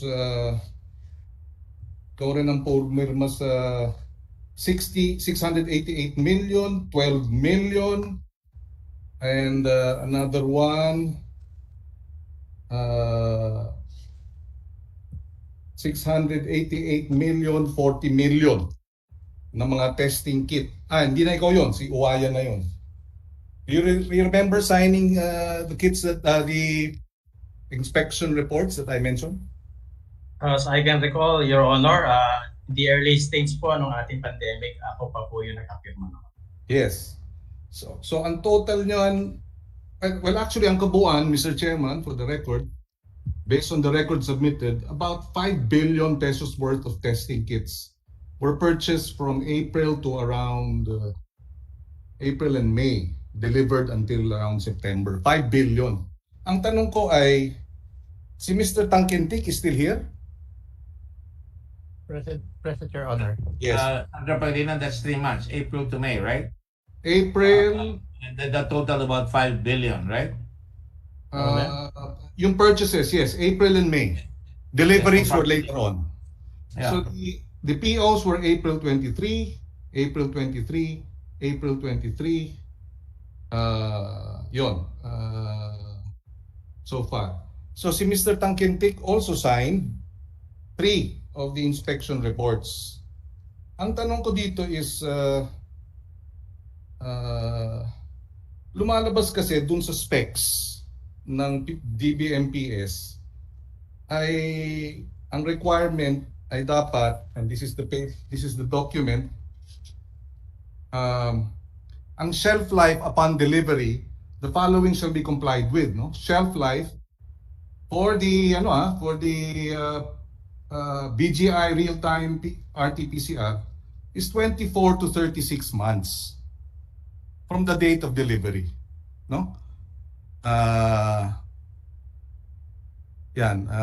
Must be fresh commercial stock with a total shelf life of 24 to 36 months. Pero yung inspection reports nakalagay ay ang expiry dates ng mga dineliver ay 6 na buwan lang. Ito, this is 600 million pesos. Manufacturing date, dito sa nakapulang nakabox, 2020-04-05. Expiry, 2020-10-5. That's only 7 months. O 10, 4, 5, 6, 7, 8, 9, 10. 6 months. So bakit dun sa specs ay dapat 24 to 36 months ang shelf life, pero dito sa inspection remarks, 6 months na, expired na. Can you explain, Mr. Tangkintik? Kayo ang pumirma eh. Yes, Your Honor. Sir, Your Honor, during the inspection of this item, sir, it was discussed with the DOH regarding the shelf life. So napansin din ninyo, in other words, kasi Nilagay ang specs 24 to 36 months. Di ba? Opo. Dapat 24 to 36 months. Pero ang dumating, it will expire in 6 months. So obviously, hindi sumunod sa specs. Tama yun, di ba? Opo. Okay, so bakit tinanggap? Kung hindi sumusunod sa specs. And mind you, Mr. Tangkintik, 'Di ba? This is hindi ito maliit na pera, 5 billion to. Lahat nung in-inspect, in the other inspection reports, si Mr. Uwayan na at si yung iba pa, no? Nandyan din ang pumirma. Pero dun sa unang dalawa, ikaw at si Mr. Mendoza. Bakit yung pinirmahan kahit na hindi tama yung specs? Di ba dapat complied with dahil tama yung specs? Yes, Your Honor. Your Honor, I just have to check my documents, but during that time, it the kits that were delivered were not within the 12-month period, but with the RITM during the time with the joint team, it was determined that the kits would be consumed prior to the expiration date. So in other words, kahit hindi sumunod sa specs, dineliver, hindi ninyo ni-reject. Tinanggap pa rin. Kasi merong warranty yun eh. May warranty na hindi dapat babayaran, hindi dapat tatanggapin kung hindi sumusunod sa specs. Hindi ba? Importante ito kasi ang alam ko, pagka maaga ng expiry date, dapat mas mura. Pag mahaba pa yung, sa mga produkto, pagka malapit na yung expiry, dapat ang bentahan niya mas mababa. So ang tanong dito, ito ba una, overpriced na. Pangalawa, hindi pa tama yung specs in violation of what the DOH provided as the specifications. Di ba DOH ang nag-provide ng specs? Shall we go after? Tama ba? Mervin? Yes, Your Honor. Pero, sino nagsabing dapat tanggapin? DOH? During the time, sir, that we inspected the items, sir, yun nga po, linagay po namin yung expiration dates. Because during the time po, mataas po yung requirement for the kits. So, prior to mag-expire po yung kits po, mako-consume na po. Oo nga. Pero hindi nga sumusunod sa specs. Pero sino nga ang pumirma? Sino nga ang nagsabing pirmahan pa rin ninyo? Tanggapin ninyo. Kasi dapat yan, huwag tatanggapin, di ba? Pero mukhang hindi nga yun ang nangyari. At instead, tinanggap pa rin. Sino ang nagdesisyon na tanggapin yung mga produktong bilyon-bilyon ang halaga pero hindi naman consistent sa specs?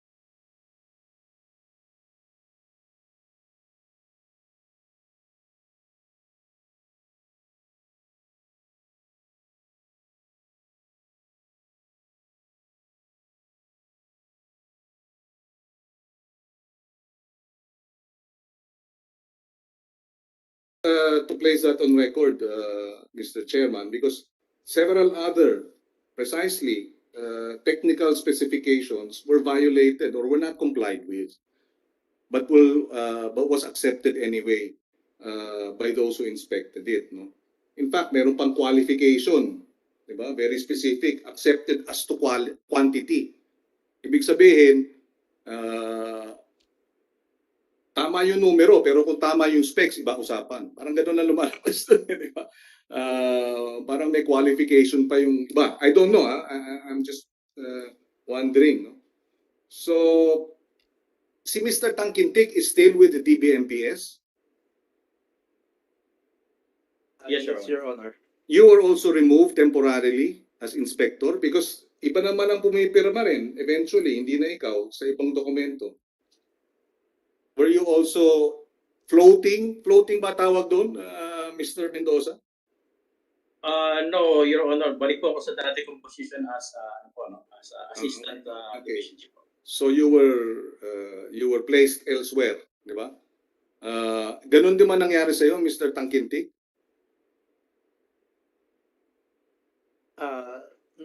No, Your Honor. Nasa inspection pa rin po ako. Okay, so ikaw hindi, pero si Mr.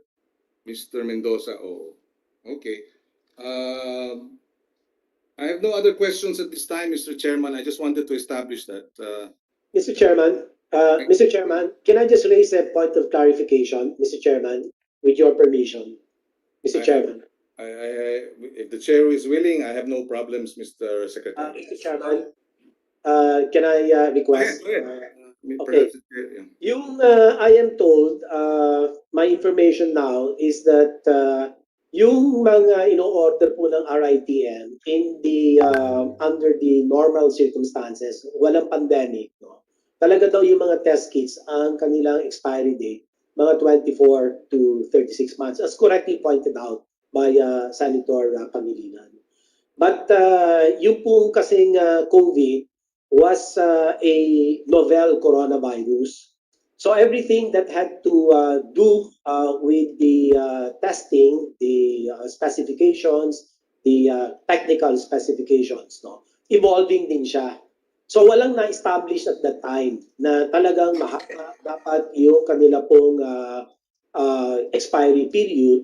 And so I am told now that most of the testing kits, if not all, yun ang sinasabi nila na talagang 6 months lang. And we needed to make those adjustments as I had earlier indicated. Novel coronavirus siya at that time. Nobody really would know. It was an evolving fact at that time. So yung mga test kits, ganoon din ang nangyari. Yung expiry date ay finally nagkaroon ng adjustment. My understanding, of course. But if you would like to listen to the technical people, Director Celia Carlos would be in the best position and authoritatively explain what I just quickly mentioned. Mr. Chairman, may I request that you... Yes. Before that, just a quick another question because I pretty much understand, no, that nagmamadali, di ba? Hindi natin alam, etc. Kaya yung ating specs, sinantabi natin yung 24 to 36 months, kahit na hindi sumunod sila, kunin na lang natin. Kung nagkamali kayo, di nagkamali kayo. Hindi nyo naintindihan. Marahil kayo ang mga expert, pati expert hindi naintindihan na ganito pala ang sitwasyon dahil nga walang nag-expect. Okay, we'll take it as that, Mr. Chair. But the documents, and given the whole story, all the other extraneous events and all the other facts surrounding Farmally, talagang gives you, a moment of pause to, gives you reason to pause and say, ano ba talagang ginagawa nila dito? No? Anyway, so I have no other questions except for one, Mr. Chairman, kay Secretary Duque. Pag sinabi pa yung DOH memorandum on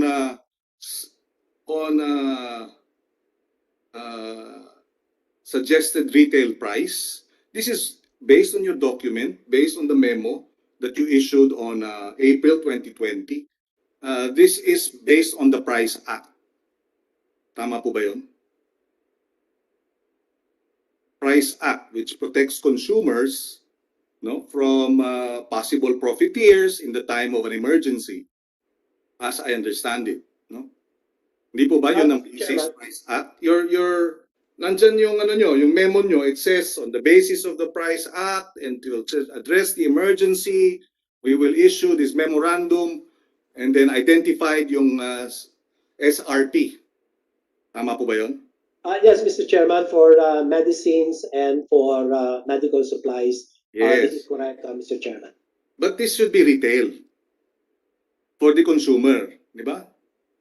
In other words, Mr. Chairman, SRP is always retail, Mr. Chairman. Thank you. yes, okay.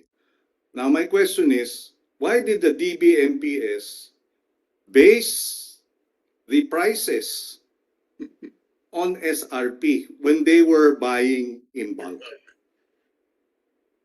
Wholesale. Hindi ba? In other words, yung kanilang basihan lagi is ito ang SRP, kaya okay lang. Kung 25 actually yung SRP nung sinabi ninyo, DOH Tapos naglabas sila ng 22 pesos. Diba? Yung supplier ng almost 4 million. 4 million masks at 22 pesos ang kanilang quotation. So binase nila sa retail, hindi sa wholesale. At lahat ng negosyante, alam nila, mas mababa. Di hamak pag binilihan mo ng bulto. Hindi mo babase sa retail prices. Hindi nyo naisip yon, Mr. Kayo na nagsabi, Doc, Secretary, na all are for retail. Except that they used it, DBMPS, because you transfer the money to them, use your SRP as basis to approve wholesale prices. Di ba nalugi tayo ron? Mr. Chairman, I would like to respectfully suggest that PSDBM also responds to that. But my position here is that the situation was really dire. The supply was scarce, if almost none, very few. Demand was really acute and overwhelming. And so it was very difficult to finally say that, ito lang yung presyo So, dapat ang... Mr. Secretary, I understand the mantra is dahil rush, etc., nagkakandara pa, pero nagkakataka rin, I hope you don't mind, na kung talagang gipit, bakit ang bilis mag-deliver? Ng advance pa, 2 million. Diba? So parang, diba, pagka nagkakagipitan, dapat medyo mahirap. Kaso dito, di ba? Anyway, it's just something to think about also. Where is the scarcity when they can deliver 2 million in advance, di ba? In the same day. It's just something to think about. But I think the minority leader wishes to intervene. I have no other questions at this time, Mr. Chairman. Thank you very much. Just to pursue the point of Senator Pangilinan, that also debunks the assertion, with all due respect, of COA that there was no overpricing because it is within the SRP or the suggested retail price. As Senator Pangilinan said and assessed, take note that is SRP, suggested retail price. But the bulk, that is why it should not. That is why that should not be a basis for saying that there was no overprice simply because what was bought in bulk.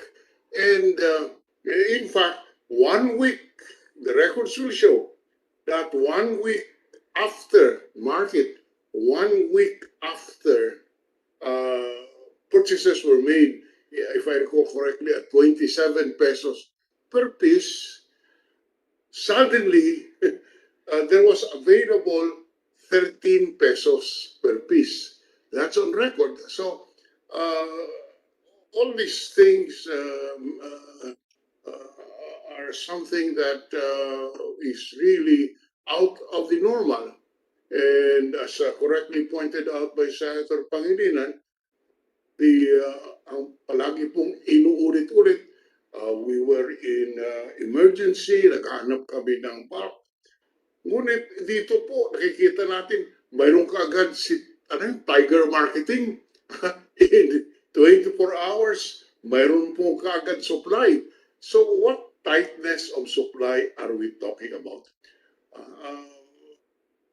So this again indicates that something something which is not usual in the ordinary course happen, including testimony here that they inspected the merchandise even before it arrived. Hindi po na nakikita, in-inspect na, nagpirma na ng inspection report. So anyway, our chairman, I think, took a break. Maybe we can suspend the hearings this afternoon. Once the chairman is back, we can get a final say from him. In the meantime, can we suspend for a few minutes and request that the chairman comes back in order to finally decide on the suspension? There he is. Okay, Mr. Chairman, while you were taking a rest, we were awaiting your decision as chairman of the committee, whether we can now suspend and come back in the next date that you were set. Thank you, sir. Thank you, sir. Thank you, Senator Dillon. I guess I really wanted to ask more questions, but we're really at the point of exhaustion right now. I could do a little rest. And the chair would like to propose that we meet again on Tuesday or Wednesday, whichever is the pleasure of the group. May I suggest either Tuesday, because Wednesday we have our CA, and I think it's the second to the last session of the CA. Yes. We request Tuesday instead. Tuesday it is at 10 o'clock or 10:30? Yeah, Tuesday. Tuesday it is then. We start at 10:30 then. Yeah. Thank you all very much for our guests. And we will suspend the session until that time. And maraming salamat sa inyong lahat. Mabuhay po ang Pilipinas. Thank you. The session is recessed until Tuesday of September this one. 21. That's martial law day. All right. Tuesday then it is. Thank you very much. Mabuhay po ang Pilipinas. Thank you. Thank you, Mr. Chairman. In behalf of the department, thank you, sir. Thank you, Secretary Duque. Thank you. Thank you all. Thank you very much. Chair.